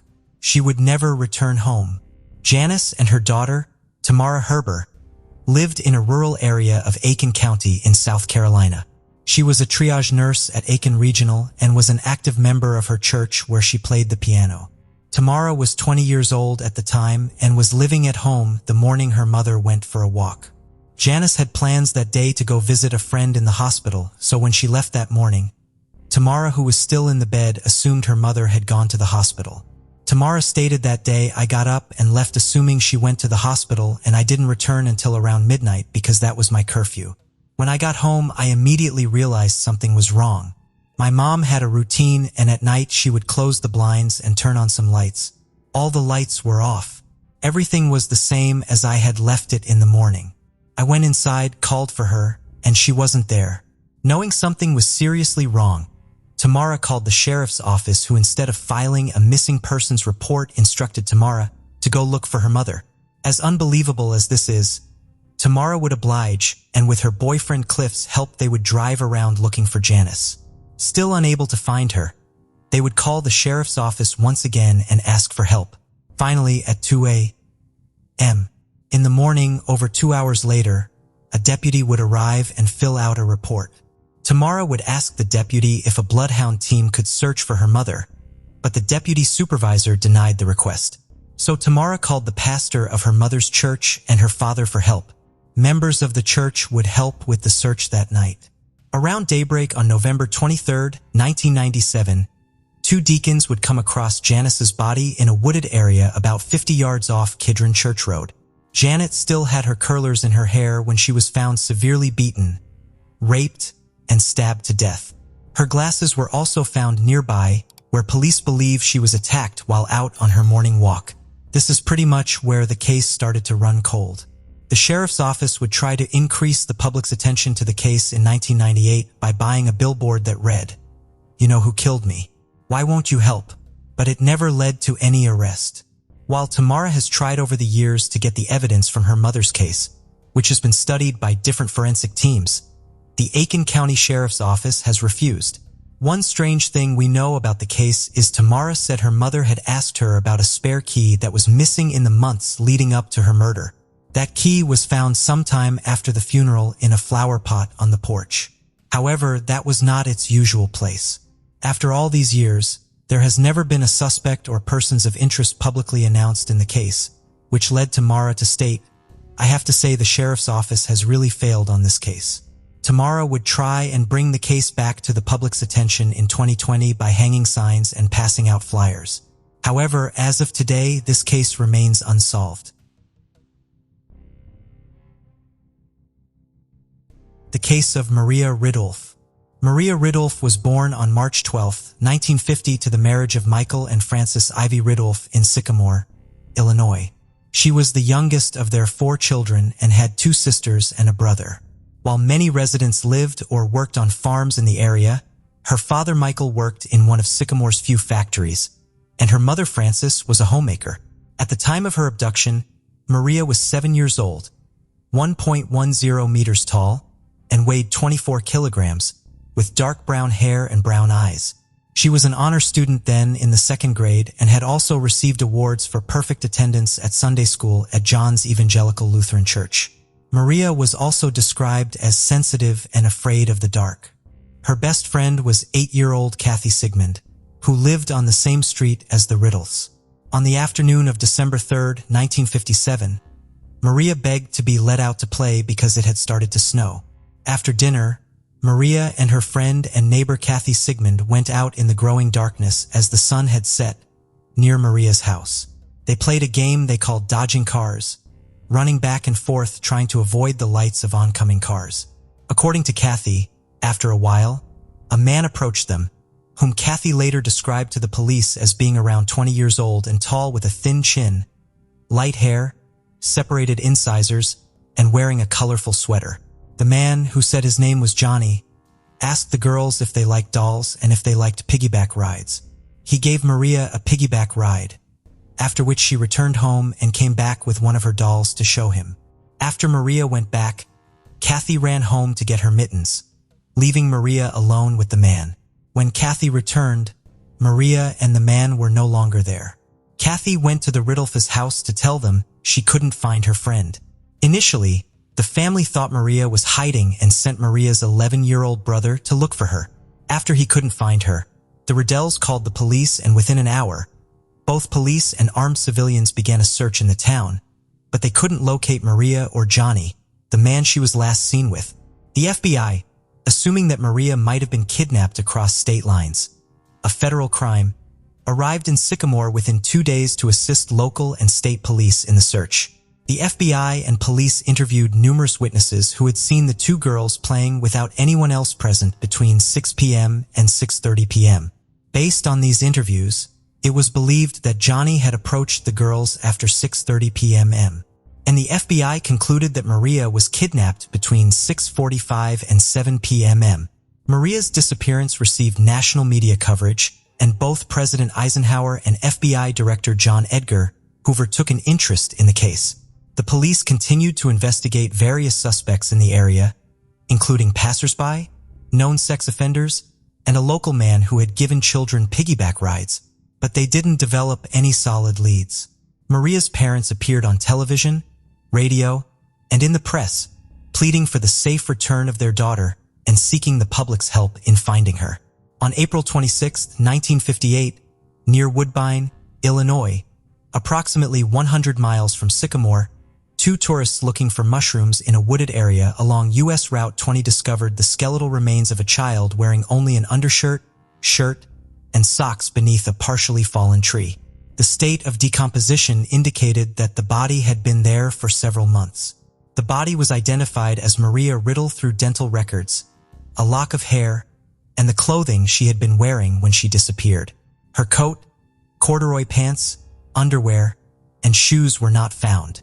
There were no photographs taken of the crime scene, though photographs were taken of the general location without showing the body, because the coroner, James Furlong, did not want pictures of the remains to leak to the newspapers. Due to the crime having occurred within Illinois rather than crossing state lines, the FBI withdrew from the case and left it in the hands of state and local police. The initial autopsy could not determine the cause of death due to the advanced state of decomposition.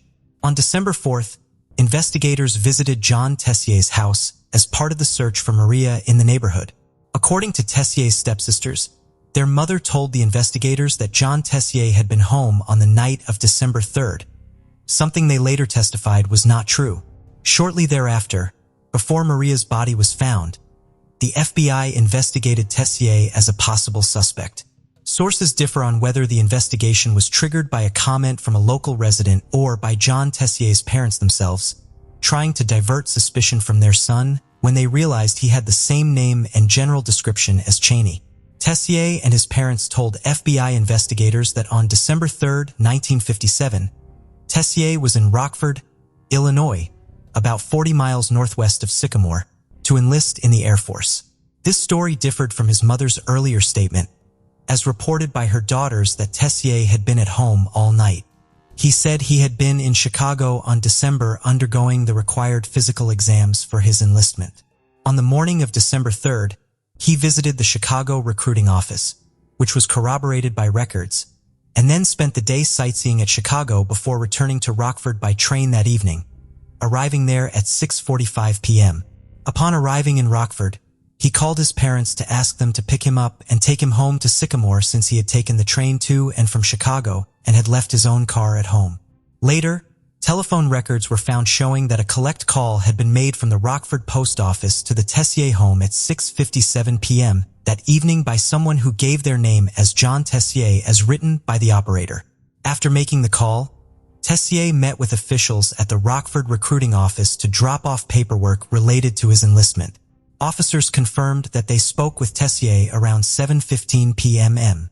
That evening, although one officer also expressed some concerns about Tessier's credibility and behavior, Tessier was taken to the police station to take a lie detector test, which he passed. Based on his alibi and the lie detector test results, Tessier was removed from the list of suspects, and the FBI closed their report on December 10, 1957.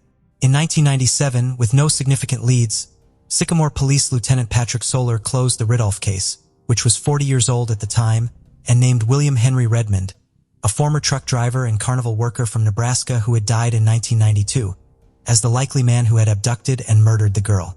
Redmond had been accused in 1988 of the 1951 murder of an 8-year-old Pennsylvania girl, although that case was dismissed when a police officer refused to reveal the name of a confidential informant. Redmond was also a suspect in the 1951 disappearance of 10-year-old Beverly Potts in Ohio. The case was reopened in February 2008 based on new information from McCullough's half-sister, Janet Tessier. According to Janet, her mother, Eileen Tessier, on her deathbed in January 1994 had said, "John did it. John did it. Those two girls and the one who disappeared, you have to tell someone." Janet interpreted the statement to mean that her half-brother John Tessier, who would soon change his name to Jack McCullough, had kidnapped and killed Maria Riddle. John, or Jack McCullough, as he was known at that time, allegedly once threatened to kill Janet with a gun and sexually abused his half-sister Jean when she was 14. He was separated from the Tessier family at the time of his mother Eileen's death, and he was told not to attend her funeral. Janet Tessier said that she made several unsuccessful attempts over the next 14 years to get law enforcement, including the Sycamore Police and the FBI, to investigate her mother's statement. State police investigators reviewed the evidence and developed a new timeline in which Tessier could have kidnapped Maria and driven to Rockford in time to make a phone call at 6:57 p.m. and meet with the recruiting officers at 7:15 p.m. under this new timeline. They determined that Maria would have been kidnapped no later than 6:20 p.m. The police search for Maria had started at 7 p.m. according to Catherine, who said she had returned home from a party at 7 p.m. and found the search had begun, hoping that Kathy Chapman, formerly Sigmund, would review a series of yearbook photographs.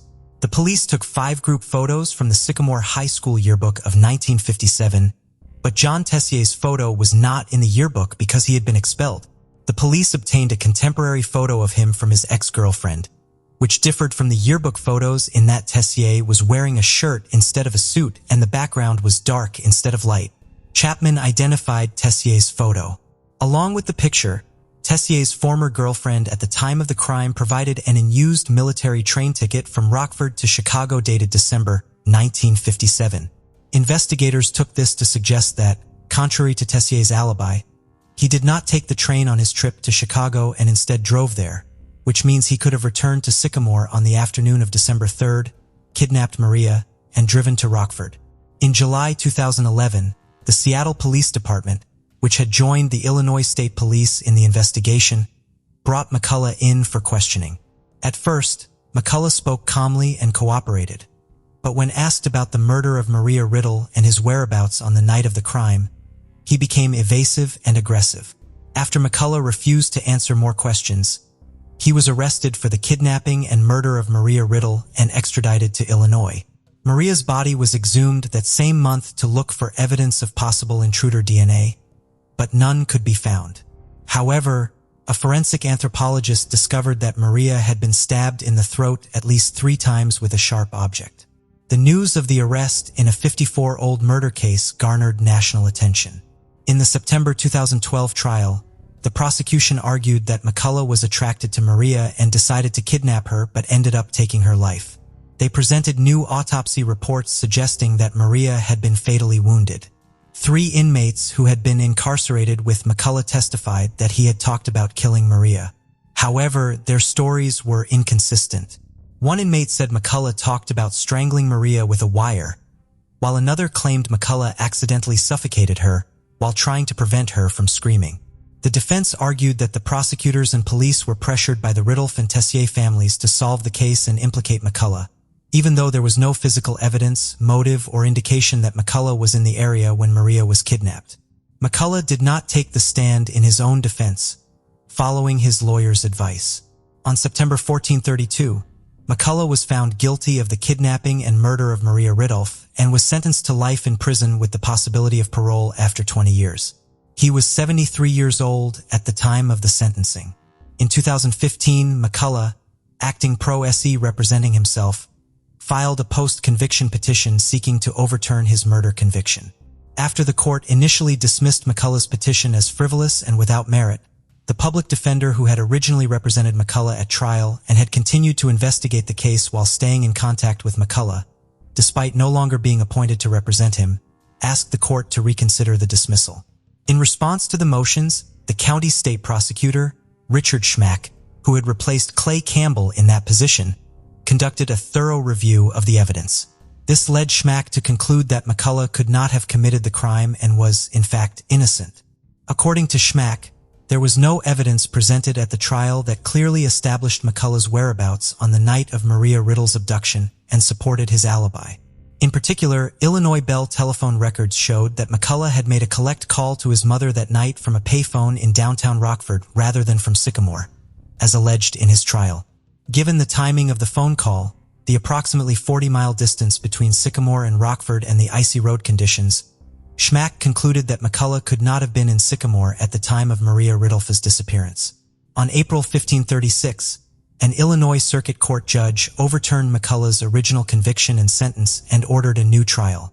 McCullough, who still faced charges, was released on bail that day pending the new trial. McCullough was declared innocent of the crime by the DeKalb County Circuit Court on April 1237.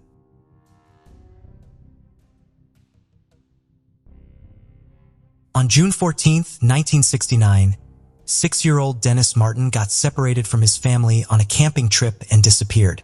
They were camping in Spence Field along the Appalachian Trail inside the Great Smoky Mountains National Park. After realizing that Dennis was gone, the family split up and searched the area but came up with nothing. Not long after Dennis went missing, a storm dumped almost 3 inches of rain on the Smoky Mountains in a matter of hours. The trails flooded and turned to rivers of mud and likely washed away any footprints that may have been left by Dennis.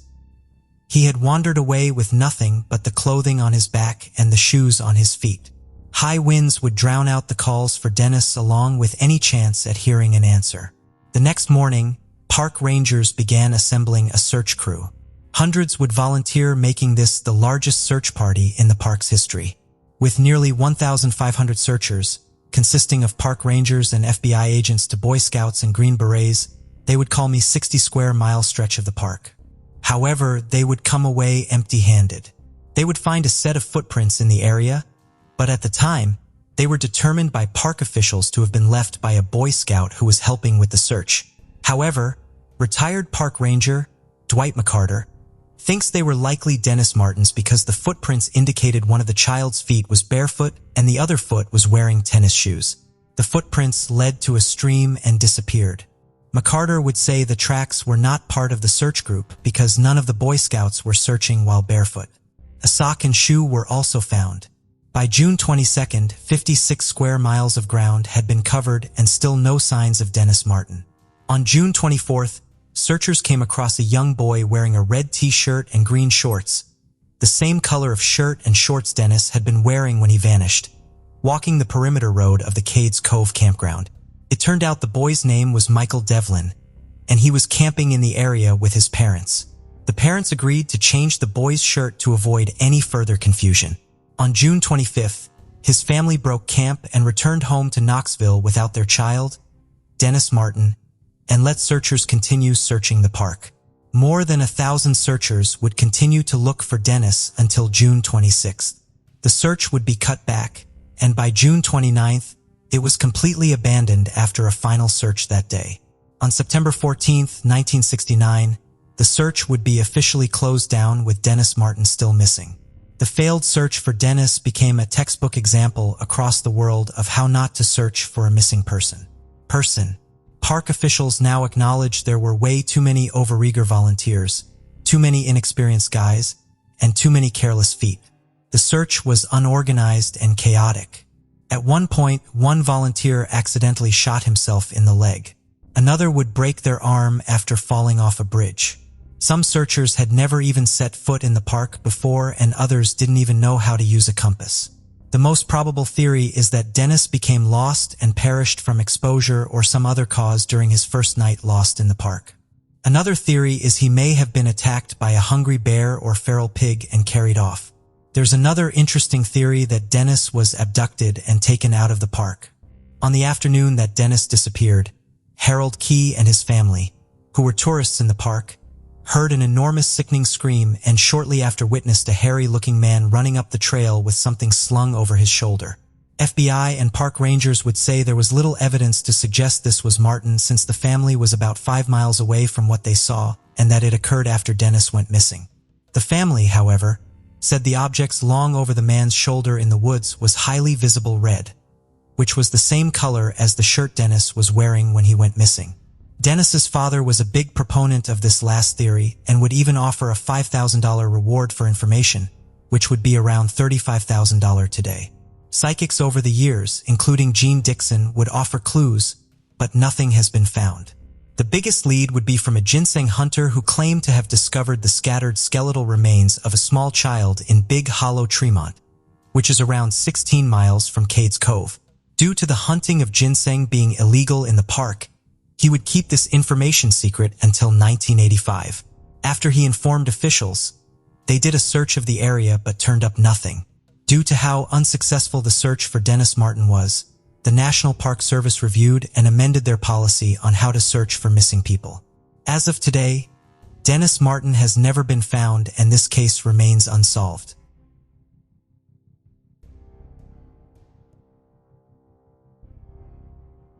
George Owens, a resident of Nolensville, Tennessee, was last seen July 22, 1985 by a clerk at a market in Perry County, Tennessee.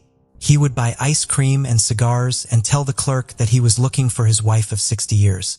The clerk tried to help him, but George's wife was more than 75 miles away waiting for him to pick her up from a bus station in downtown Nashville. When the clerk couldn't help him, George walked out of the market and would vanish forever. The only trace left was his pristine 1972 green Dodge Dart left on a wooded hill in Perry County. George Owens was a retired custodian from the disinfectant maker Nashville Products Company and was an associate pastor at the New Hope Baptist Church in Nashville. George was a family man and church leader, and according to his family, not the type to disappear without a trace. He was described as well-known and well-liked by the people in his church. He had been married to his high school sweetheart, Eileen, for more than 60 years when the 79-year-old man vanished. She described their relationship as good. "I called him honey and he called me Al," she said. They never had any children but filled their days with the word of the Lord, doing for others and doing for themselves together. The last time Eileen Owens talked to her husband was Sunday afternoon on July 21, 1985. The couple was making plans for him to pick her up at a bus station in downtown Nashville after she had traveled home from visiting relatives in Cleveland, Ohio. George Owens was spotted by friends that afternoon driving north on Nolensville Road. Witnesses assumed he was heading to the bus stop a day early to pick up Eileen, but when her bus arrived around 6:30 Monday morning, George was nowhere to be found. After an hour, she assumed he overslept and called George's brother Alfred for a ride. Around 9 or 10 a.m. down in Maury County, Tennessee, George was seen by Larry Potts, owner of Potts Garage in Santa Fe, Tennessee. He was tasked with replacing a flat on the Dodge Dart. He acted a little confused at first. Potts told the Tennessean like he didn't know what he wanted, but then he told me he wanted to buy a new tire. Potts replaced the flat, George paid, and went on his way. Potts said he headed north on Highway 7 towards Williamson County, adding he didn't seem disoriented when he left. George was about 40 miles from his home in Nolensville and 50 miles from the bus station. Eileen got home around 11 a.m. and immediately knew something wasn't right. "When I saw that his car wasn't there, I got this funny feeling," Eileen told the Tennessean in 1987. When George didn't come home on Monday night, Eileen called the police to report him missing. Investigators searched the woods, distributed missing person flowers, and offered a $1,000 reward. On Saturday, July 27, 1985, 6 days after he was reported missing, George's car was found more than 100 miles from Nolensville. The car was located near Lobelville in Perry County with a dead battery. The keys were in the ignition, but there was no sign of George except for his cane and suit jacket in the back seat. There were also no signs of foul play or a struggle. A deputy from Perry County said it would be difficult for the car to make it there because the country road was rocky and rough. One of the oddest clues found was the piles of brush and tree limbs found around and in the Dodge Dart. There was also a pack of matches left on the dash, suggesting someone might have wanted to burn the car. For 2 weeks, search parties combed the woods along the remote ridgeline but found nothing. A local TV news station did a story on his disappearance, which turned up several reported sightings, including Potts' tire replacement and the clerk from Lobelville. It would also be discovered that the mechanic who fixed his tire mistakenly gave George directions to Lobelville instead of Nolensville. There was one report that George was seen at a market in Lobelville on July 23, 1985. He reportedly bought ice cream and cigars. The clerk said George told her he was looking for his wife, so she called the local clinic to see if the woman was there. When his wife wasn't found, he left. This would be the last time George was seen alive. His car was found 5 days later and 12 miles from the market. One witness said she saw the Dodge traveling up the dirt road, where it was eventually found with a truck following behind. A short time later, the truck returned along with its unknown driver. There has been no solid evidence on what fate George might have met, but investigators believe he may have been a victim of foul play after leaving the market. Eileen said her husband loved his car and never would have driven it into the woods and left it with the window down and with kindling in the back seat. Another theory holds that he either had a stroke or another medical episode that left him confused and disoriented. He could have parked the car and wandered off into the woods. Investigators have searched Perry and Williamson counties but never found any signs of George. He was declared legally dead in 1993, 8 years after his disappearance. Eileen, his wife, would die in 1989, never knowing what happened to her beloved husband George. As of today, this case remains unsolved. On the night of September 23, 2012, a fire destroyed the home of Bubba and Molly McLaren, killing the couple aged 72 and 70 respectively. Their 2 grandchildren, Chloe Leverett and Gage Daniel, also live with them. The only remains found in the house were those of Bubba and Molly, a pet dog and a pet bird. Law enforcement agencies and forensic scientists sifted through the ashes. They found the remains of the grandparents but no sign of Chloe Leverett or her half-brother Gage Daniel, who were 9 and 7 at the time. Some scientists have hypothesized that the heat of the fire could have erased any remains of the children, but their mother, Cheryl Daniel, doesn't believe it. At the time of the fire, the children were living with their grandparents on a farm in Bedford County. Called Buster by the family, Gage was a special needs child. The Tennessee Department of Children's Services said Cheryl Daniel and Gage's father had been investigated between February 2006 and February 2010, but they wouldn't give any details as to why.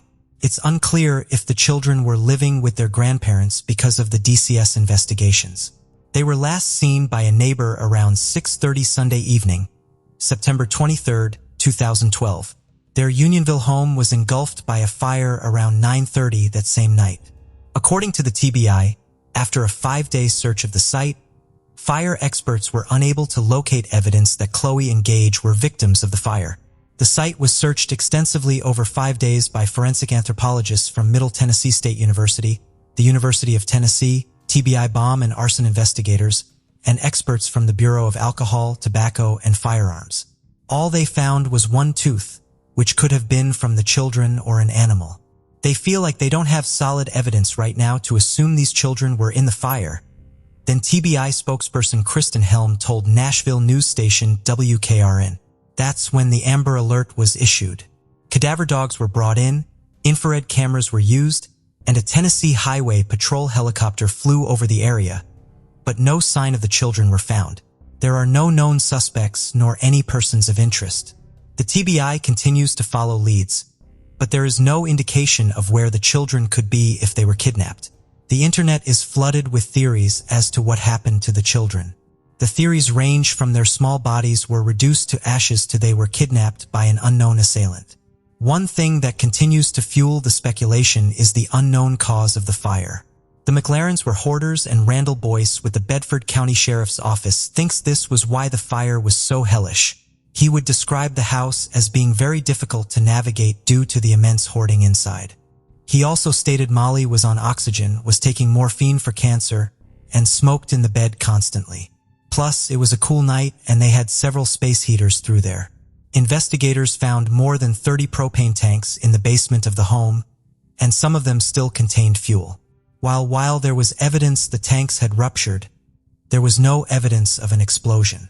An open door in the basement acted as a draft soaking air and heat from the fire up to the children's bedroom directly above. Boyce said, according to the Daily Herald, the fire burned so hot, it liquefied metal and took 63 gallons of water to quench it. There was nothing left but ashes. Not even a wall of the home was left standing. There wasn't a piece of that house left, Boyce said in the interview. There was nothing, absolutely nothing. All that was left of that house was a little bit of plastic drip from the final eaves. The rest fell in the basement and burned up. The basement was filled with a pile of ashes 4 feet deep, Boyce said. Cremations occur at around 1,500 degrees, but fire experts say it is unlikely the house got that hot. Various experts said that it is possible that the children burned to ash in the fire, but teeth are difficult to destroy in a fire.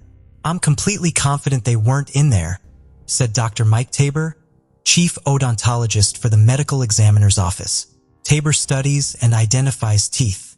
So now we wonder, where are these children? As of today, the children remain missing and the case remains unsolved. Bobby Smeltchure was 52 years old when he disappeared from Shelbyville, Tennessee. He had hit some rough patches in life, but bounced back and repaired his relationship with his 2 daughters, Brandy and Jennifer, and his grandchildren. On November 21, 2010, Bobby would go to work, then stop by the grocery store and ate dinner at home. He would then disappear into thin air. Bobby disappeared from his home on East Lane Street in Shelbyville. Investigators found his cell phone, wallet, and keys at his residence, along with a few small blood spots which police said did not appear to be suspicious. When Bobby didn't go to work on November 22nd, some of his co-workers went to check on him, but no one answered the door. They went back the next day and found the back door wide open, and it was pouring down rain. They said they shut the door, locked it up, and left. Afterward, one of his co-workers called Bobby's brother, Bryce, and said that Bobby was missing and they couldn't find him. Bryce Smeltchure went to his brother's home and found drops of blood by the front door and blue jeans in the bathroom that were ripped and appeared to have blood on the front. Later tests would show the blood was Bobby's. Other than finding his cell phone, wallet, and keys, investigators would not find anything out of place. Apparently, the Shelbyville Police Department waited until Monday, November 29th, the day after the Thanksgiving weekend, to process the scene. The police found no leads until Bobby's skull was found April 16, 2012 by a fisherman on the Duck River. The fisherman was in an area known to locals as Wolf Meadows, which sits about 2 miles from Shelbyville. The forensic anthropologists at the University of Tennessee were able to identify the skull as Bobby's with help from dental records. After the identification, searchers and divers combed the Bedford County Forest and waterways looking to find more of Bobby, but had no luck. Bobby's sister, Christy Matheson, told the news that more than 300 properties were searched in the years following his death. Because of the lack of additional remains of Bobby, investigators still haven't ruled a cause of death in this case. Officially, investigators have had no leads in tracking down the answer to what happened to Bobby Smeltchure. Unofficially, locals believe someone with a score to settle made Bobby disappear, but there is little to back up these rumors. As of today, Bobby's case remains unsolved.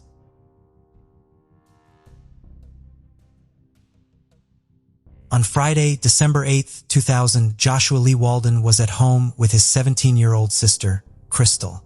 Josh was trying to fix his bicycle. At some point during the day, his sister, Crystal, would call out for Josh, but he would not answer. She assumed he had gone to a friend's house to finish fixing the bike. As the day went on, there was still no sign of Josh. His sister would begin to get very worried, and around midnight on December 9th, she would call the police and report Josh missing. A search party would begin looking for Josh through the day but were unable to locate him. Neighbors have recalled seeing Josh riding his red bicycle through the neighborhood but thought nothing of it because that was normal. On December 10, 2000, after a day of searching, his brother Jonathan Walden was with friends combing the woods on Missionary Ridge near his family's home in Chattanooga, Tennessee, when they made a horrible discovery. Jonathan would stumble over a small, shoeless human foot sticking out from under some leaves. He refused to look at the face of the body that was hiding under the leaves and would rush back to his father, Johnny Walden, to tell him what he had found. Investigators would block off the area where the body was found to start their investigation. Later that day, they would confirm that the body found was that of Joshua Lee Walden. A forensic examiner was brought in and determined that Josh had died from suffocation, not from strangulation, but from his body being compressed. Someone or something had sit on top of Josh, preventing him from breathing, resulting in his death. Evidence would show that he had not been sexually assaulted, but he had some scratches on the side of his face and nose. The most interesting thing is Josh's feet were both bare. See, Josh had a very interesting quirk. He loved wearing shoes and refused to take them off even when he went to bed. Usually, his parents would wait until he was asleep and take them off. Josh would wake up the next morning and be furious at his parents for doing this. Investigators would find no socks or shoes on Josh or near his body. Investigators would keep the worst detail of the murder scene to themselves and would not release the information until over a year later. Whoever killed Josh tried to cover up the evidence by pouring muriatic acid on the body. Muriatic acid, or hydrochloric as it's known today, causes very severe burns to the skin. Investigators would say that Josh's killer would have had access to the acid and would not have had to buy it after the murder. Investigators believe Josh's killer was either from the neighborhood or had spent a lot of time there and was very familiar with the area. The killer most likely worked in a job that gave them the access to the muriatic acid.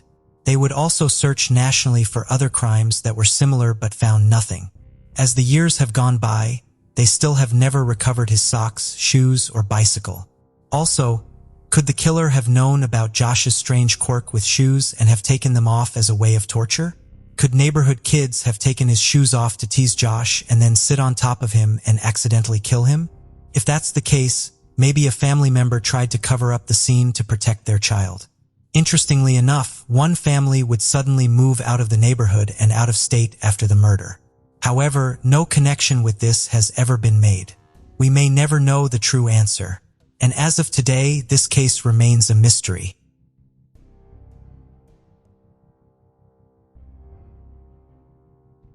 The Kimberly Rmmer case.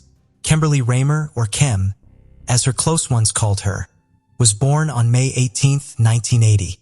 She was a well-liked smart student and a cheerleader who lived in Alabama with her dad, Kenneth Rmmer, her mom, Sue, and her 19-year-old sister, Kirsten, lived nearby, just over the Florida border. Even though her parents were divorced, they got along well and did their best to make Ken and Kirsten happy. Ken loved playing on the girls' softball team and was looking forward to her senior year in high school. She was friendly and outgoing. She liked thinking about the future and planned to study physical therapy at the University of South Alabama. On August 15, 1997, the day after she took her senior year photos, 17-year-old Kim played a softball game and went out with friends. She ended the night visiting her boyfriend and was seen parking her car at her dad's house just before her midnight curfew. Her dad was away that night, so she had the house to herself. She had plans to wake up early the next day to go to the school for parking space assignments for the upcoming year. When Kenneth came back early Saturday morning, the house was empty. He wasn't too worried as Kim sometimes went shopping with her mom on weekends. But by the next day, when Kim still hadn't returned, he called his ex-wife, and they realized no one had seen Kim since Friday night. They called the police in a panic. The first 48 hours are crucial in any missing person case, and much of this time had already passed. It had been over 36 hours since anyone had seen Ken. The police found out that she had come home after seeing her boyfriend around midnight. It seemed there was some struggle in her room. Her pillow was on the floor, and a picture had fallen off the wall. All her belongings, including her purse, glasses, keys, and money, were still in her room. It looked like she had left without her shoes, which was very unusual. This, with signs of forced entry, led the police to think Kim was likely kidnapped from her room sometime after midnight but before 6 a.m. Her friends said Kim was very happy with her life. She wasn't the type to run away. She was close to her family and didn't have personal problems. The police talked to Kim's boyfriend, whom she had been seeing for 2 weeks and her parents didn't know about. He was around 20 years old, divorced, and had a young child. He passed a lie detector test and was ruled out as a suspect in her disappearance. Was a small town of about 6,900 people and was considered a very safe place for families. Violent crimes were rare, and people usually didn't lock their doors. Kimberly Rmmer's disappearance shocked the community and broke their sense of safety. The local police quickly understood they needed help and called in the FBI. Despite local searches for Kimberly, no leads were found, and her family and boyfriend were cleared as suspects. The police noted several calls made from Kimberly's house to a Florida number around the time she was believed to have been kidnapped. It was suspected that the kidnapper had made these calls. Despite the efforts, the caller couldn't be connected to the Florida number, and it was suspected that Kimberly might have been taken across state lines. Searches in both Alabama and Florida yielded no results. Jeremy Garth Anderson, 27, soon became a suspect. He was dating Kimberly's older sister, and he had a key to the house where Kimberly lived. He was the son of a retired Walton County detective. It was reported by a friend that Kim could not stand Jeremy, but Kim never told anybody why. Jeremy lived in Ponce de Leon, Florida, and was the only person close to the case who refused to talk to investigators or undergo a polygraph test. It was established that on August 15, 1997, Jeremy had borrowed a 1991 Peacock truck from his boss. The next morning, he showed up at a friend's house in a panic, asking for help to dispose of the truck. Later, the vehicle was found abandoned at a church and had been thoroughly cleaned. Jeremy had a long history of legal violations and was out on bail at the time. Kirsten, his girlfriend, unaware of this aspect of his life, broke up with him after he became a suspect. However, no charges were filed against him. Search planes flew over the area, volunteers covered miles of terrain, and family and friends posted thousands of missing person posters across the county. While detectives interviewed anyone who had been in contact with Ken, truckers across the country picked up hundreds of these posters. But despite the immense effort, nothing led to Ken. Kim's friends had to start the school year without her, and fear for their own safety engulfed them. The person responsible for abducting the beautiful young girl was still out there, and everyone was concerned they could be the next target. The police did their best to reassure the community by stressing they were working to solve the case, but it did little to alleviate the pervasive fear. Money was raised, and a reward for information about the case was offered, clinging to the hope that Ken was still alive and could be brought home. In December 1997, Kenneth and Sue held a press conference to remind the public that their daughter was still missing. They asked for help to find Ken and urged anyone with any information to contact the police, offering a reward and stating that anonymous calls would also be accepted. They were sure that someone had the information they needed. Months went by, and the investigation seemed to be stalled. The police followed every lead they received, but were unable to develop a solid theory about what had happened to Kim that night. On May 18, 1998, the day Kim would have been celebrating her 18th birthday, the FBI began investigating a pond in Florida. They had received a tip that Kim's body had been deposited in this pond owned by a lumber company. Although the water depot was closed and had no trespassing signs, the truth was that the gate wasn't locked when Kim disappeared, and numerous beer bottles found in the area suggested it was often used as a party spot. It was located about 16 kilometers from the Alabama state line and 50 kilometers from Kim's home in Ope. The FBI deemed the lead about the pond to be the most credible to date and dispatched a team of Cadiva dogs to the area. When it seemed like they detected the scent of human remains, the FBI sent a dive team to explore the waters, but the pond was tannic, and the water was so dark that it hindered the divers' work. Since visibility was nearly non-existent, they had to feel their way around, also employing metal detectors in hopes of finding remnants of the gold bracelet and anklet that Kimberly was wearing when she disappeared. When that attempt failed, they brought in lighting equipment to enhance visibility in the pond and spent 3 days searching the 9-meter deep water body. They found nothing indicating that the young girl had been there. Over the years, the FBI, along with local police, conducted hundreds of searches for Kimberly on land and in the water. Her mother never gave up, spending every weekend exploring different wooded areas looking for her daughter. But even as tips continued to come in, nothing brought the police closer to locating Kimberly. In July 2006, the search shifted to a sinkhole near Ponce de Leon, Florida, after the FBI received an anonymous tip claiming that Kimberly had fallen into the water there. The hole, 16 meters deep and 91 meters in diameter, led the FBI to deploy a team of 10 divers to investigate the new lead. They considered the tip credible because the phone number marked from Kimberly's house on the night of her disappearance was located in the Ponce de Leon area, but they could never link it to the case. Despite spending a total of 35 hours in the water hoping to find something, they were unsuccessful. While the sinkhole search yielded no evidence, it worked well in another sense as the resulting publicity led to the FBI receiving new tips. Several individuals called in with new information for investigators who followed every lead in the hope of unraveling the mystery of what happened to Kimberly. They continued interviewing individuals and searched various other areas in Florida, but the answers remained elusive.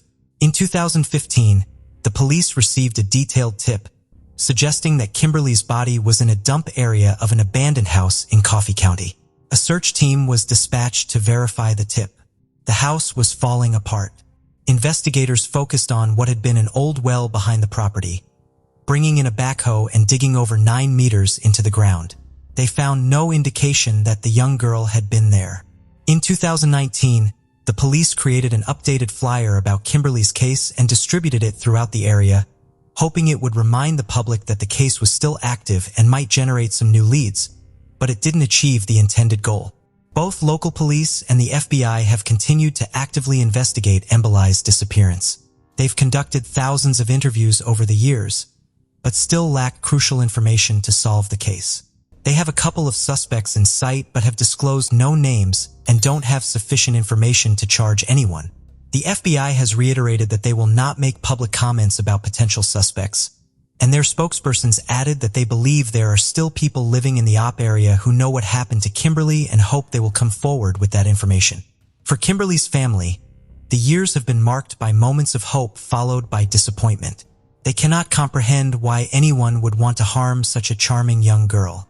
Kim's father passed away several years ago. Sue, her mother, is now nearly 70 years old and has expressed that she thinks about her daughter every day. For Kimberly should be 43 years old, possibly living a happy life with a family of her own and many accomplishments. Sue says she thinks of her daughter every day. On an interview, she said, "If I could tell her something today, I would tell her I love her very much. And we wish that this has never happened." Thank you for joining us on this journey into the depths of unsolved mysteries. Cold cases not only challenge our understanding of the past, but also ignite our curiosity and determination for answers. Remember to subscribe to stay updated on our latest investigations. And if you have any information regarding the cases we've covered, don't hesitate to reach out. Together, we can shed light on the shadows of the past and bring closure to those who seek it. Until next time, stay vigilant, stay curious, and never stop seeking the truth.